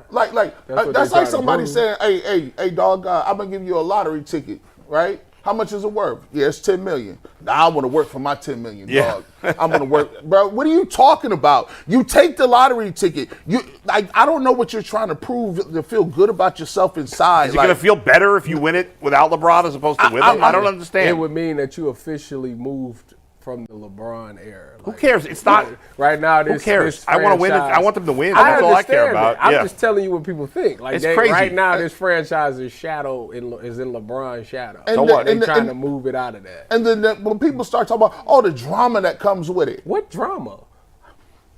the same. What drama? That's what I'm trying to figure out. It'd be mythical. Because what makes me laugh about the whole thing is that you remember, I think Jason was telling the story about when LeBron first came back. You know, he was with Kyrie and was it Waiters maybe? Deion Waiters, yeah. And he was like, they had a different style than LeBron wanted to play. And LeBron went and sat in the corner of the game and was like, y'all go ahead and do y'all thing. I'm not about to be a part of that. Yeah. Well, it's so funny to me because I would think like a guy like Darius or somebody like that. Like if he don't like that style, like maybe he knows what it takes to change it enough, just to tweak it just a little bit. If I acquired LeBron, I would, if somehow they were able to get LeBron in this part of this trade, I would trade Darius too. And I go with Evan, Donovan, and LeBron as my big 3. Let's go. And what's the other 2? I keep him. You make it work. You figure out. You turn those guys into get some shooters. Hey, I just think I feel like you don't consider Darius a shooter. I'll tell you this: not when it matters. You know what? What? Yeah, He was the most. Wasn't he the most clutch player this year or something? Not in the regular season. Who cares? I mean, not in the playoffs. Y'all not going to be able to beat Bull. Bull is unbeatable in this conversation. The regular season versus postseason. I don't care. You can't win this argument. The only big thing to come out of the regular season was Jared Allen playing 82 games. Gee, that was huge. That was huge. I mean, quite the accomplishment. He showed such grit and determination. But that was you unbelievable. won't fight in the playoffs, though. Yeah. I really would be shocked if he makes it back to next season, Jared. Man, look. Because we always had an argument about the DG thing. First of all, they can't trade him because I told y'all I just got my jersey, so he can't be traded. Good point. My thing is, why would somebody trade for him? Like, what would they be willing to give? Because for the Cavs, what they need, a wing? Why would you give up a wing for a small point guard? That's the thing. Won't, We keep not. going back to it. Like when we having these conversations, I'll be looking in the comment section and I'm like, but y'all always trying to tell somebody they don't know what they talking about. But I need you to refute it. This is argument 101. You can't just say you're lost in the sauce and just no. Tell me why I am crazy to say when we do this every year. We say Darius Garland. Maybe we need to switch in, move out. And Jason Lloyd comes on here every time and says, well, guys, hate to break it to you, nobody is knocking on doors wanting Darius Garland. So that if he's not that good, then just trade him for whatever you can. I'm going to tell you when I realized. Mike shaking his head? When I realized the postseason was meaningless. I mean, not the postseason. The regular season is meaningless. Yeah. When I watched the Cavs do everything they did this season, and then I watched them against the Pacers, and I watched what happened, like how the offense just completely changed. I said, well, what was the point? What was the point of the race? What was the point of Donovan sitting back for 82 games? Let y'all go ahead. Y'all go ahead. And y'all do y'all thing. And then when it matters, you don't trust them. The thing I looked at that was most alarming is the Cleveland Cavaliers looked like they was in slow motion. They looked like No. They had more offensive rebounds. You're right. That was the big stat we was looking at. We was looking at the offensive rebounds. That's what we Kobe's credit, that was one of the best. I'm going to use the one stat that supports my argument and twist that was wild. and exclude some of the other caveats to it to support an argument in the history of Kobe, using stats. listen to me, Kobe.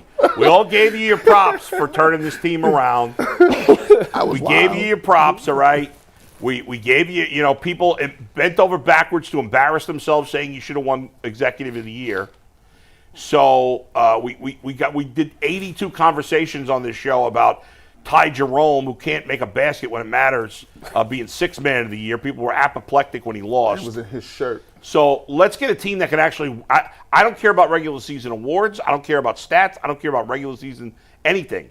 Get us a team that can win a championship, bottom line. I know, just like we talked about before, with the great quarterback, I got a chance to win a championship. I know even at 47, I don't care how the hell old LeBron is, I got a chance to win a championship with LeBron. Because the mentality even though they sucked this year and it fell apart. Because all he need is one. With the Lakers. All LeBron need is one dog. That Donovan is there. And you got it. But he that's got one. He got one. Is Luka a dog? Yes. They They didn't play together. They ain't very got no long, center. Mike. But the thing, and you got a better option, or are we going to just talk about what are we going to do? We just going to keep whining, as G said, about we can't trade Darius Garland. We're going to run this back. Who the hell wants to watch this team if they run it back? Kevin Durant. Kevin Durant, get out of here. Nah, there's no way Durant. There's no way. Ishbia and Dan Gilbert would never come together. On this team. I'm at Wits. Bull. I'm at Wits. Yeah. I'm at Wits in. I'm sick of hearing about. I'm with G. I'm sick of hearing about you can't trade Darius. I even get me winning players. I offer things up like this. I say, listen. I say, yo, develop get if you can't sign the rest of these dudes, let Jalen Tyson play. He look like he's physical. Heck, Amani Bates can shoot. Let's put him in the game. G, when are you back on with Bull? Next Tuesday? Yeah. We'll do Darius trades next Tuesday. Please. We'll do Darius trades next Tuesday. I mean, I'm not advocating. McNuggets gonna try to put this to bed. I'm talking about.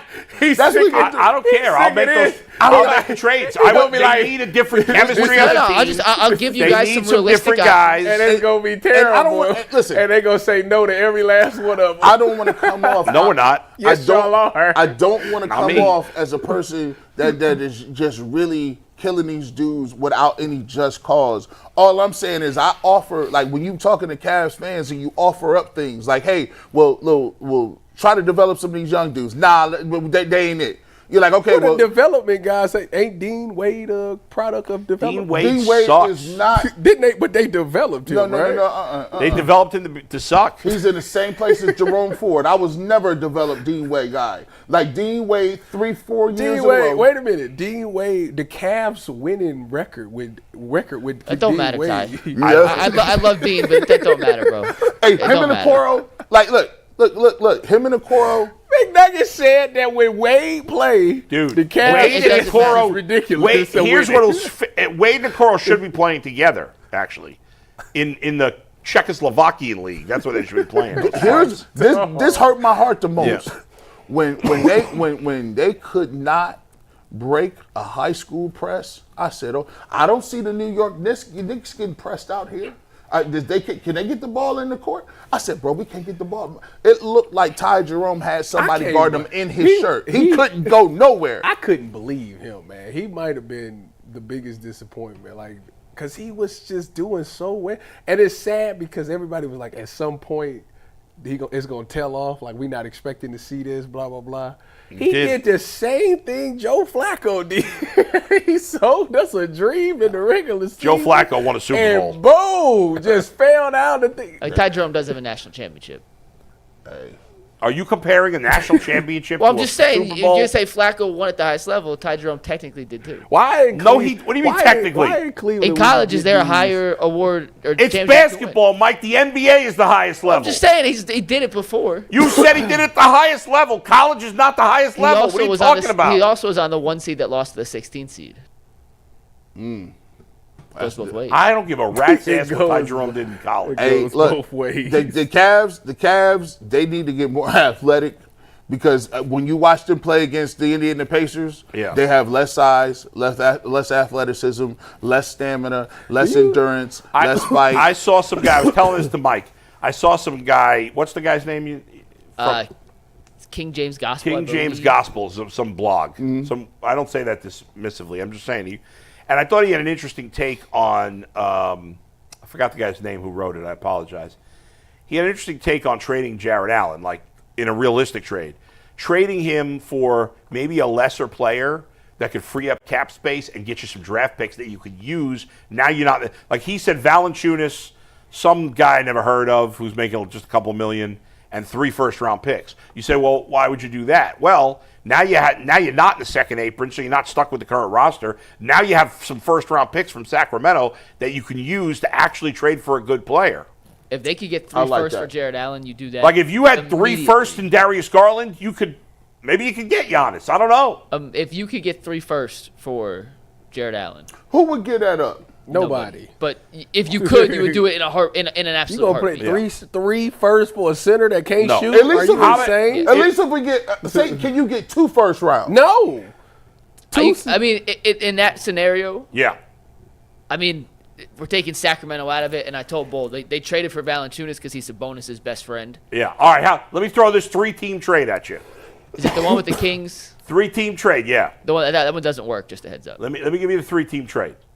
Don't ruin my fun, Mike. Go ahead.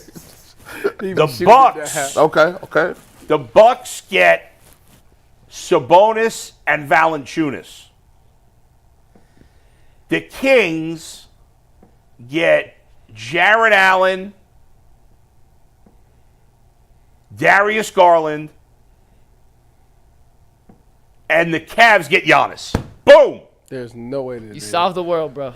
Good there's job. no way that everybody's signing off on that. What the Bucks get, What the Bucks If the get? Bucks turn Giannis into Sabonis and they, Valanciunas, they will be fired. No, I'm sorry. Wait. And the Bucks, I left out their first-round picks, and the Bucks also get those 3 first-round picks. They will be fired. They get 3 first-round picks. They will be fired. What are they going to get better than 3 first-round picks? Man, and some listen, bonus. Mobley. That team would Mobley. that team Trade is Mobley, too. I don't give a rat's ass. Give me Giannis. Remember last week when Bulls like, I don't know if I want Giannis to be Yeah, I was temporarily stoned for a minute. Man, boy, Giannis is next still, week. Next I week, am have going it to in the vow this calendar. again. If Jared Allen and Darius Garland are on this team, I'm boycotting the whole season. I'm not going to watch. I think there's a chance one is not. I'd be shocked if both I can't look at those guys play anymore. Next I'm going to want to Tuesday, hit we'll them. do some Darius Garland trade scenarios. All right. I'll whip some up. Okay. Let's get back, talk a little Browns real quick, guys. If you haven't heard of Buckeye State Credit Union, it's time to meet your new favorite financial partner. Buckeye State Credit Union is a local institution offering everything from checking accounts to home equity lines of credit and auto loans with some of the lowest rates in Northeast Ohio. Their Cleveland branch is in Shaker Heights, which is one of 5 locations across the state, making it easy to find one near you. And if you can't get to a branch, no problem. They make banking simple through digital banking. What sets them apart? They make banking personal and convenient. At Buckeye, their focus is you. Their core values: connect, simplify, and adapt guide everything they do. They bring people together, cut through the clutter, and are innovative. To learn more, visit buckeyecu.org. Buckeye State Credit Union, your money simplified. Man, Kendrick Perkins saying some dumb stuff as usual. That guy's Save an it for idiot. overtime. It's Okay. a great overtime tease. Guys, on Friday, Kevin Stefanski did his pre-OTA car wash with the Cleveland Browns partners, and that includes 92.3 The Fan and ESPN Radio. In the first interview, Cleveland. yes, ESPN Cleveland. Yeah. My apologies. In his first interview with Ken and Lima on Friday, he was asked about the quarterback position, the quarterback battle, and he said, all 4 guys are going to have a chance to compete. All 4 guys, we're excited to see what they bring to camp. We're excited to see all 4 use the word or the number 4 multiple times. About 2 hours later, he was on ESPN Cleveland. And when asked the same question about the quarterback battle, he said, all 5 guys are going to have a chance to compete. All 5 guys are going to have a chance to show us what they can do. All 5 guys are going to have a chance to showcase their skill sets, and we'll pick the best out of the 5 quarterbacks that are on the roster. In the span of about 90 minutes, The Browns are so dumb. Kevin Stefanski went from clearly and on multiple occasions saying 4 quarterbacks to then saying 5 quarterbacks. Tyvis, I heard you laugh as I was repeating what Mr. Stefanski said, but why do you think he decided to change the number when asked about the quarterback position between the first interview he did and the second interview about an hour later? Well, because the first interview, he was not considering Deshaun Watson to be an option this season. So he was thinking of just the 4 healthy quarterbacks. And then when he got done with that, somebody said, we got 5 quarterbacks on the roster. And he said, oh, yeah, you're right. Deshaun is still on the roster. All right, 5 quarterbacks. That's what I think probably happened. The thing about it is I hate the coaches talk after a while. Like, everybody kind of knows what it is. So just be authentic, just say what it is. You only have 4 quarterbacks. Nobody's expecting Deshaun to come back this season and play at any point of this season. If he does, I need to know the medicine that he got to be able to heal himself that fast. But yeah, it's only 4 quarterbacks that anybody's really worried about. Somebody in the PR said something to him between the 2. That's what I said. Yeah, right. I mean, it's so stupid. They just look dumb. But if you had just continued with the 4, I don't know that anybody would have thought anything. But by making a point of saying 5 in the second interview, you acknowledge that you're like, oh, you think you made a mistake, you shouldn't have left him out or whatever, because we got to pretend, we can't, if he is healthy, technically they can't put him on IR, so we got to pretend he's in the mix here. It's just makes them look so silly.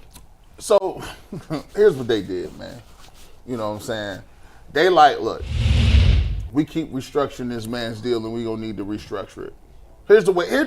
Let me just be real. Let me just be real. Let me get in my G. Bush mode. Here's what it is. Oh, man. Let me get my G. Bush back. They looking at it like this. All right, Deshaun. Owner done already came out.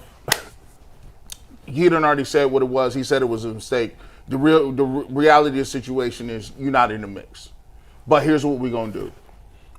We can't act like we blacklisting you.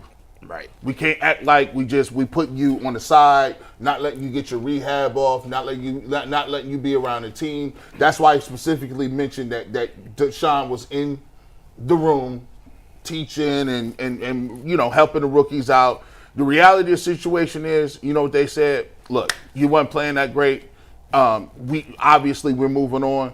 But our job here is we want to give you a landing pad. We're not going to try to act like put something on your name where once this contract is over, you get another opportunity to possibly land with another team. So we're gonna ask you to come here, be a good sport, don't say nothing crazy, and then we'll help try to rehabilitate your image as well. Believe it or not, the Haslams give people a lot of chance. You go back and look at what happened with Kareem Hunt. You go look what happened with Josh Gordon.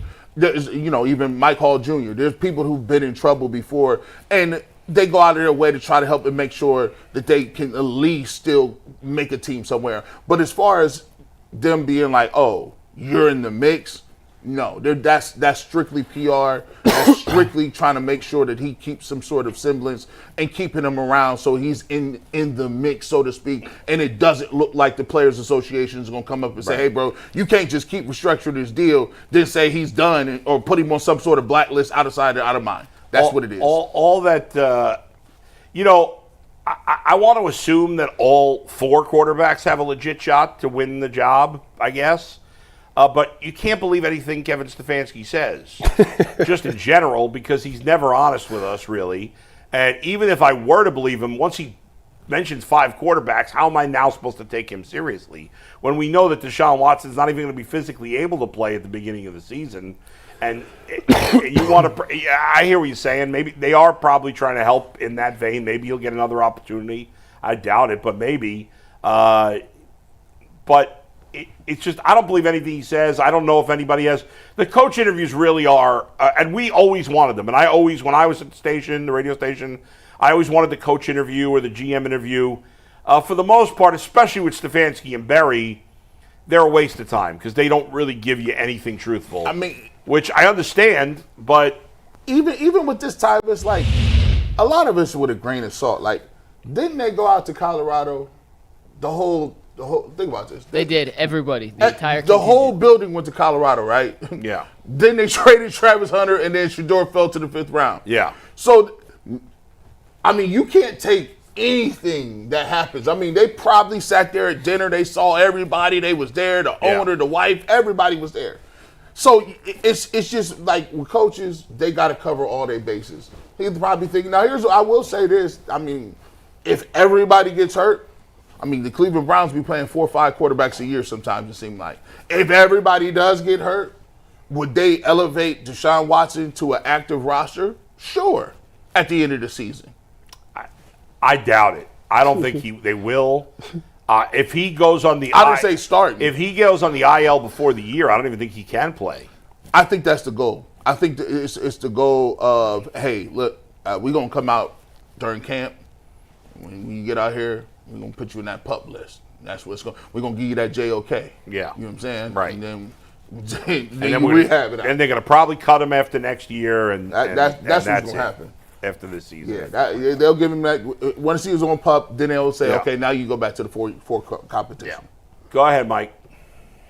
Before we move on and get to our last topic, on the quarterback battle, because we talked about it earlier, but this was a side topic. But when we see all these 4 guys together, and we'll dive into this deeper after we see some videos and we have Zach talk about what he saw in person, and we'll get Mary Kay on to fill us in. G, do you think, and I know it's early, but do you think one of these guys has a chance to separate themselves like right away when they get into camp today for the first time as a collective 4? I'm using the 4 intentionally as a 4 quarterback competition. Do you think like almost immediately one person has a chance to separate themselves from the rest and not necessarily hold on to the lead the whole time? But do you think it'll be obvious that one guy is just on a different level, whoever it may be? Tyvis can answer this a little bit. Because he kind of gave the question away a little bit earlier. He said, you just can't go out there and let him start.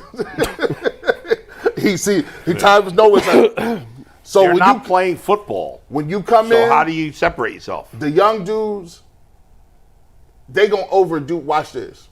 If Joe make a mistake, they're not gonna chastise Joe in front of nobody. If Kenny make a mistake, they can pull him to the side and talk to him. But they're gonna make examples out of them young boys. They're gonna make it. Tavish know. That's a fact. When you get on that whiteboard, they're gonna ask him some questions they didn't even taught him yet. They like, bro, we didn't go over this play. Well, what you think we gonna run? That's a fact. They're gonna test him. There is nothing that they can do in the first couple of weeks that's gonna separate themselves, because the game is not about that. They is not about to let you get that off that first couple. Like, you can have some great throws, but then they'll come back and say, yeah, he had some great throws. We need to work on his eyes, his placement a little more. Little stuff like that. They gonna keep them grounded until the pads get on. But when you get the pads on, pads don't lie. 7-on-7 with pads against other teams, and then you like, hey man, joint practices. You see how he threw that ball against Denzel Ward? That's Denzel. Mm-hmm. That's 21 over there. He threw it. Dang. All right. Then you can start having some stuff where people. But right now, they're not gonna let it go down, Tyvus. They're gonna keep them right under the coat pocket. That's exactly what's gonna happen. As far as the separation thing, I mean, I think G. Bush is right. I mean, who's getting in and out of the huddle? Who's reading the defense the best? Who's getting the ball out? Who's got good chemistry with the receivers? I mean, that's about the only thing you're gonna see. Obviously, it's different when you got that pass rush and all those things.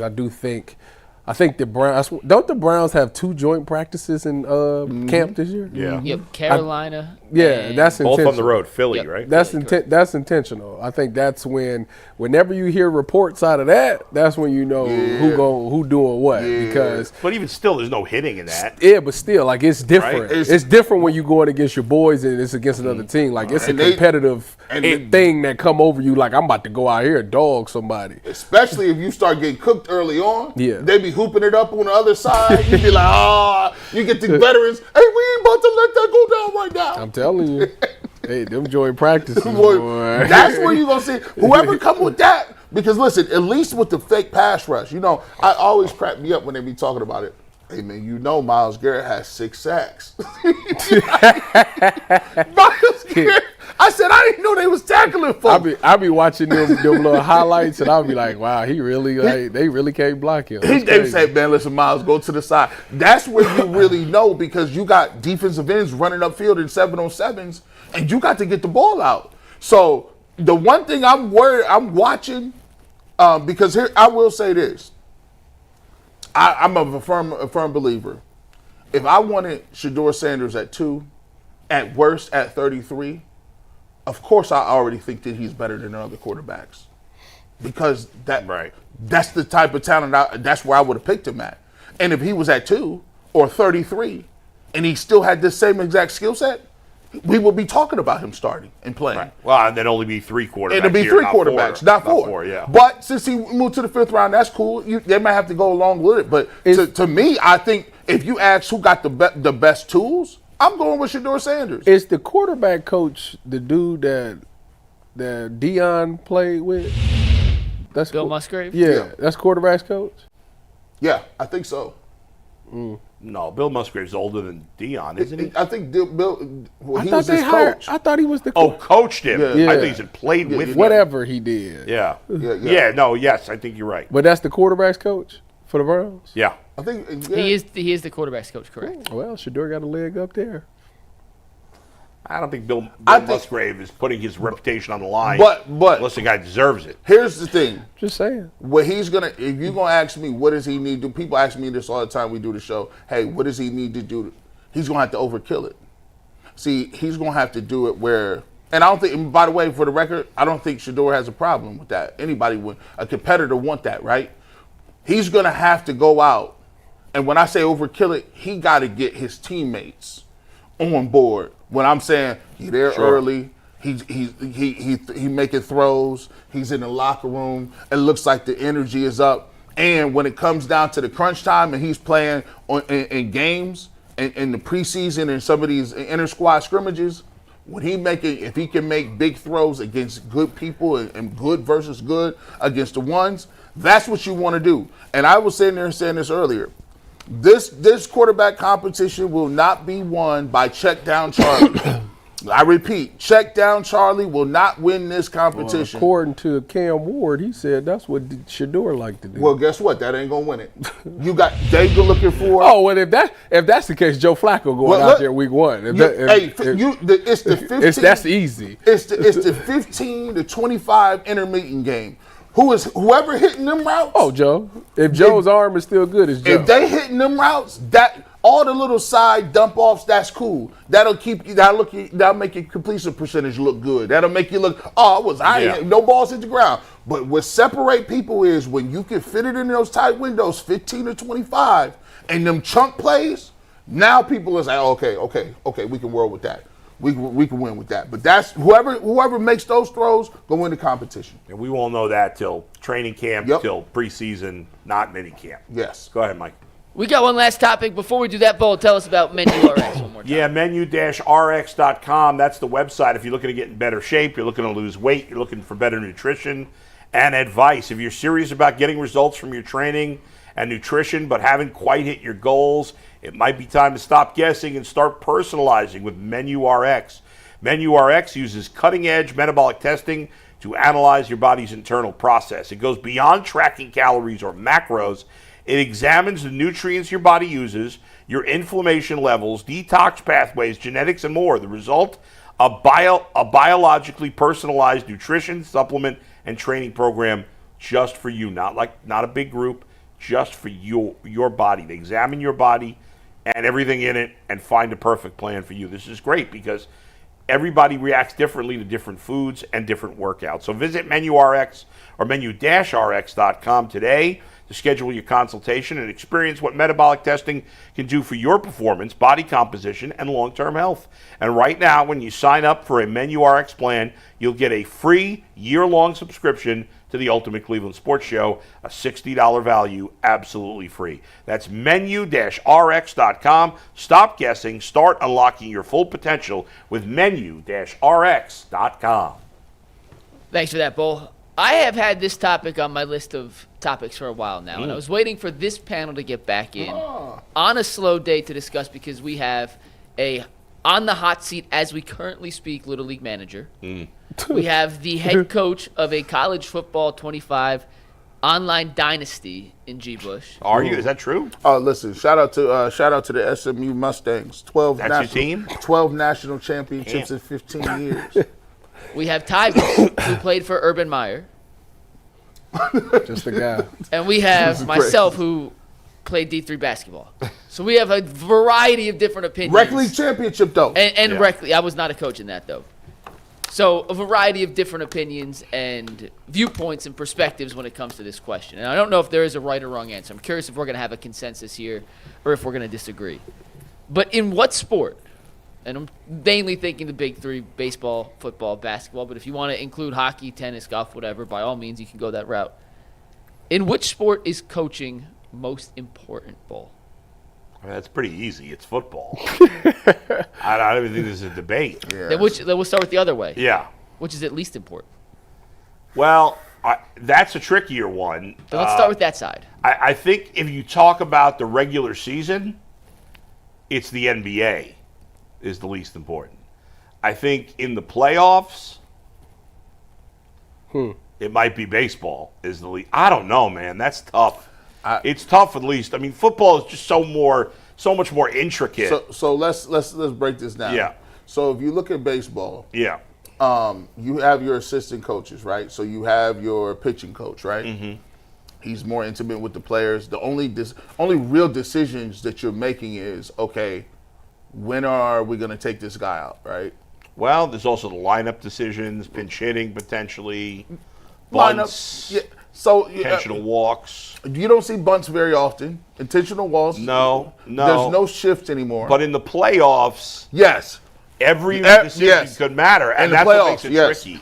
I'm going to say basketball only because I think basketball and baseball in the playoffs are about even. And I think regular season, the manager matters much more because it's not even about the in-game decisions in baseball. It's about managing your roster through the season. And obviously there's some of that. But in the regular season NBA, come on, it's all about the players. And let's face it. And in basketball, if you got one player, No, in all of sports, if you get one player that makes the biggest impact, it's basketball. Like you can get one guy.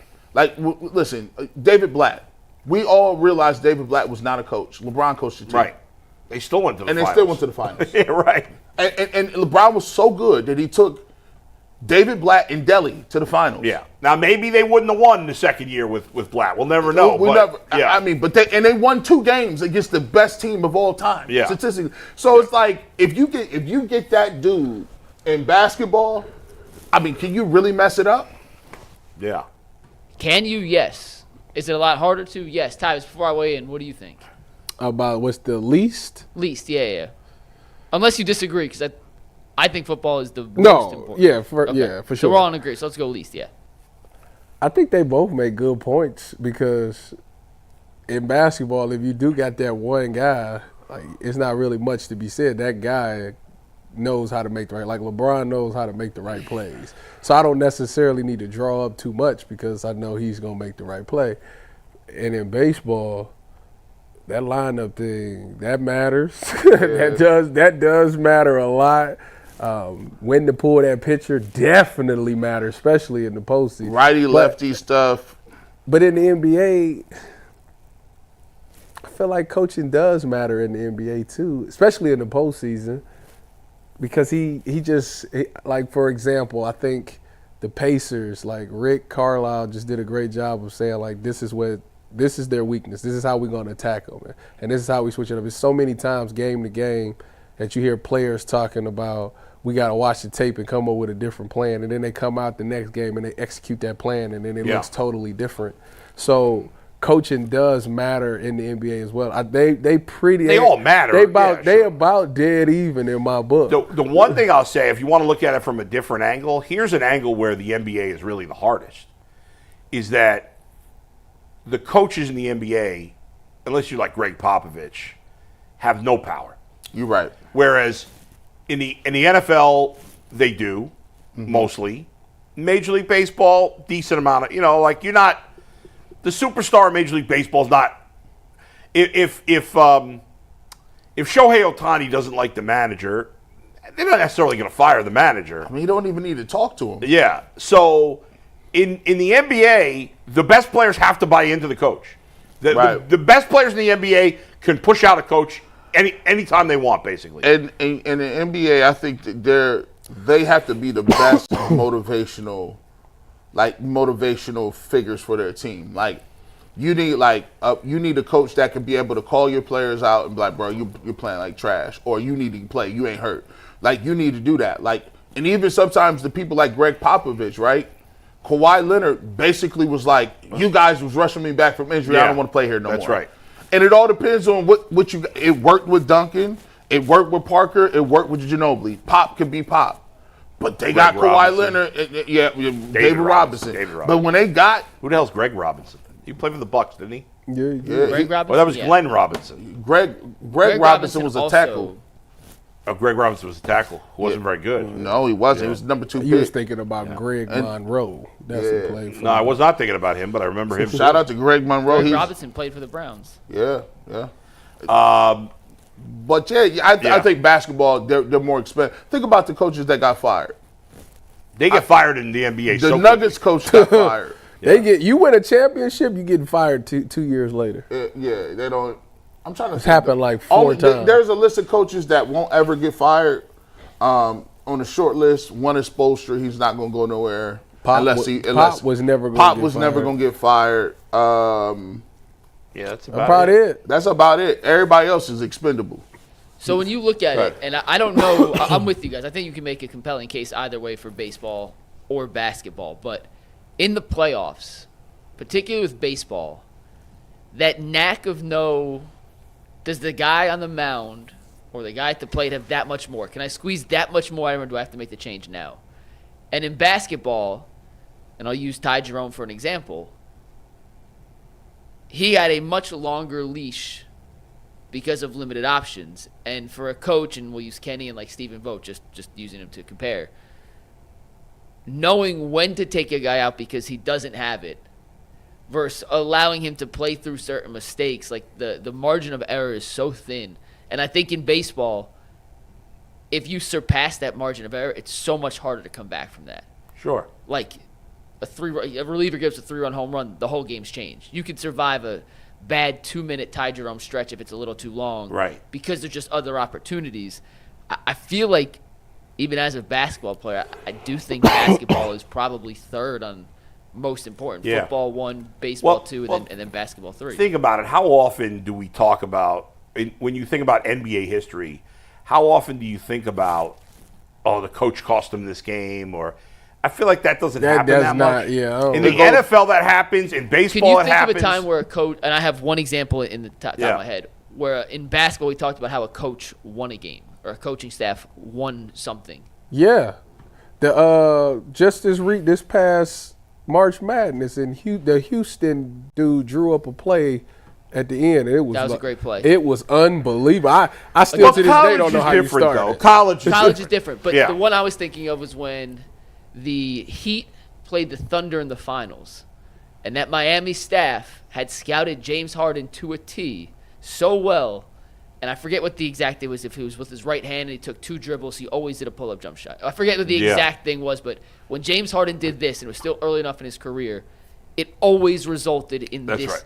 And they had it scouted, and he was it was the first time James Harden in a big situation. That was the first time they found the chicken bone in his throat, and it hasn't come out since. Yes, exactly. That's why the Thunder lost. Hasn't come out. No. But, like, that's one example where you can look at this specific coaching adjustment potentially swung. Now, they may have won the series anyway, but it ended up being a 5-game series. I still think about the 2016 World Series. Talking about Joe Madden and Terry Francona, 2 of the best managers in modern history. And they both made so many big mistakes in that series. And, obviously that's personal for me and most of the people here. But any diehard baseball fan will remember. For anyone who doesn't remember, can you refresh us on some of those mistakes that you... Oh, I mean, there was so many. There was, the overuse of Andrew Miller, the overuse of Aroldis Chapman, Joe Madden pulling Kyle Hendricks too early in the last game. There's just the usage of the bullpen, how different it was. That was really the first year where the use of the bullpen just went crazy. And, there were so many questions. They were a 3-1, right? Why don't bring that up? It was a 3-1. And the Indians had the Indians was so shorthanded in the pitching staff that Francona was in a tough spot. But, 2 great managers that made a lot of moves that you're really questioning. Bringing in Andrew Miller with a big lead in that one game. I can't believe we didn't win this. He was up 3-1, and I feel like this. When you get up 3-1, that was one of the cases where actually the pressure's on you. Because you don't want to lose that game, and now it's in the back of your head like, damn, we was up 3-1. And by the time we got to Game 7, even though the Guardians or the Indians was like they had home field advantage, I believe home field advantage is the least in baseball. Actually, that year, the games in Cleveland favored the Cubs for 2 reasons. Well, for one reason. Kyle Schwarber could only DH. And he was having an incredible series. And so he couldn't start the games in Chicago because at the time, there was only DH in American League parks. Yep. So plus there was no crowd advantage because the stadium was half-half. At best half-half for the Indians at the time. So if that series had been at Wrigley for 6 and 7, that would have actually might have been an advantage. Obviously, the crowd would have been more Cubs fans, but still having, Schwarber was arguably the Cubs' best player in that series. Isn't he tied for first place in home runs right now? He's third. Yeah. Oh, third? He's third? Ohtani with his leadoff home run last night is in Football is so stacked against you, though, bro. Like, you got to think about it. Football, if you on the road in the playoffs and you trying to win a game in the playoffs playing football, I still don't. I go back and just look. I don't even understand how the Bengals won at Arrowhead. I don't understand. You talking about Burrowhead? I don't understand how they won because it just seems like if you play in the Arrowhead, the clock don't move fast enough, and they gonna get whether it's true or not, they're getting the calls, bro. They getting them. It's coming. They getting those calls. Can you see them not making the postseason this year? No. The Chiefs? Yeah. No, I can't. Nah. All right, Mike, go ahead. We only have 2 super chats, so any final thoughts? If not, we'll get to super chats. Give us super chats. Maybe we'll have a final thought after. All right, so the first one comes from D'Angelo McQueen. Well, we're going to do this either tomorrow or Thursday, so I don't want you to answer this question. G and Tyvis, you are not here. I so am I'm here. curious I am here Thursday. So you may answer this anyway. You definitely have to answer this because you're definitely not here. But do you think that Cleveland sports teams are in the most competitive divisions in their respective sport? The Guardians in the Central, the Browns in the AFC North, and don't even put the Cavs in here because the divisions in basketball are irrelevant. No, not the Guardians. I would think the East is a better. AL East is better than the Central. Wouldn't you say? AL Central is competitive, but it's not the It's best. not the- It's not the best division. No, I don't think so. No. I think the West, NL West, is the best division. It is. Is it even close? I know the Rockies are horrific. I mean, if but- you want to base it on right this moment, it's not close. No. I think it is close with the AL East, but at the moment, no. And in terms of football, of course. Yeah. That's not even. That's not even close. Actually, I don't agree with that. I think right now the NFC North is the best division. I'm with you, Bull, and we're going to do that either tomorrow or Thursday. Yeah. We'll dive into the... Let me hold on. Let me Who's see. in the? Oh, that's Detroit, Chicago, Chicago, Vikings, and Green Bay. Yeah. Okay. Because if you look at it, you say, are the Bears better than the Browns? Yeah. Coin flip. I mean, I'd take the Bears over the Browns. I All don't think right, it's Would close. you say? I gotta would you say see it first. Steelers versus Vikings. I think that's a coin flip. All right. I mean, the Vikings were better last year. Right. I'll take Packers versus Bengals. You can ask him now. You know he biased. That's a coin flip. I mean, I'd take the Bengals, but but go ahead. You guys tell me what you Lions think. versus Ravens. Well, but what do you guys think? Packers versus Bengals. I think it's a coin flip. I think it goes It's a either way. coin. I would feel more confident in Cincinnati because I trust Burrow a lot more than I trust Love, but I think they're similar. I mean, that's look. I mean, they match up very well. All of the teams do. And Ravens versus the Lions. It's a toss-up. It's a toss-up. Like, so the only thing It's close. It's close. I mean, if you like the Bears, young guys versus the I got to Browns. see what it looked like with Ben Johnson. Okay. If he could But, put it all together. yeah, I mean, talent-wise, the Bears get hyped every year, so who knows? It's close. Talent-wise, it's not close. Now they killing us. The AFC, Yeah. AFC East. No. So PFF ranked the 8 AFC divisions. West is good. The PFF ranked the 8 divisions. It's a topic for tomorrow or Thursday, so we're going to get into where they stacked them up and why I think they messed up, even though I agree with it, but the AFC North isn't the surefire, guaranteed number 1 anymore. Yeah. KID says G. Bush with the goods reference, LOL. And James Mace Jr. said, Bull, would you trade Kenny Pickett for Chris Olave? What? What is he talking Come about? on, man. I'll repeat it so you understand what What he's do you talking repeat about. it? Obviously, he's just joking around. Well, they need a quarterback. Is he being serious? He's not being serious. I is can't he? tell sarcasm through a super chat. Yeah. They need to put italics. Hey, when are we gonna? I would trade Kenny Pickett for Larry Olave, his brother. That's funny. Are we gonna give our guess on who's gonna be the starting quarterback at some point?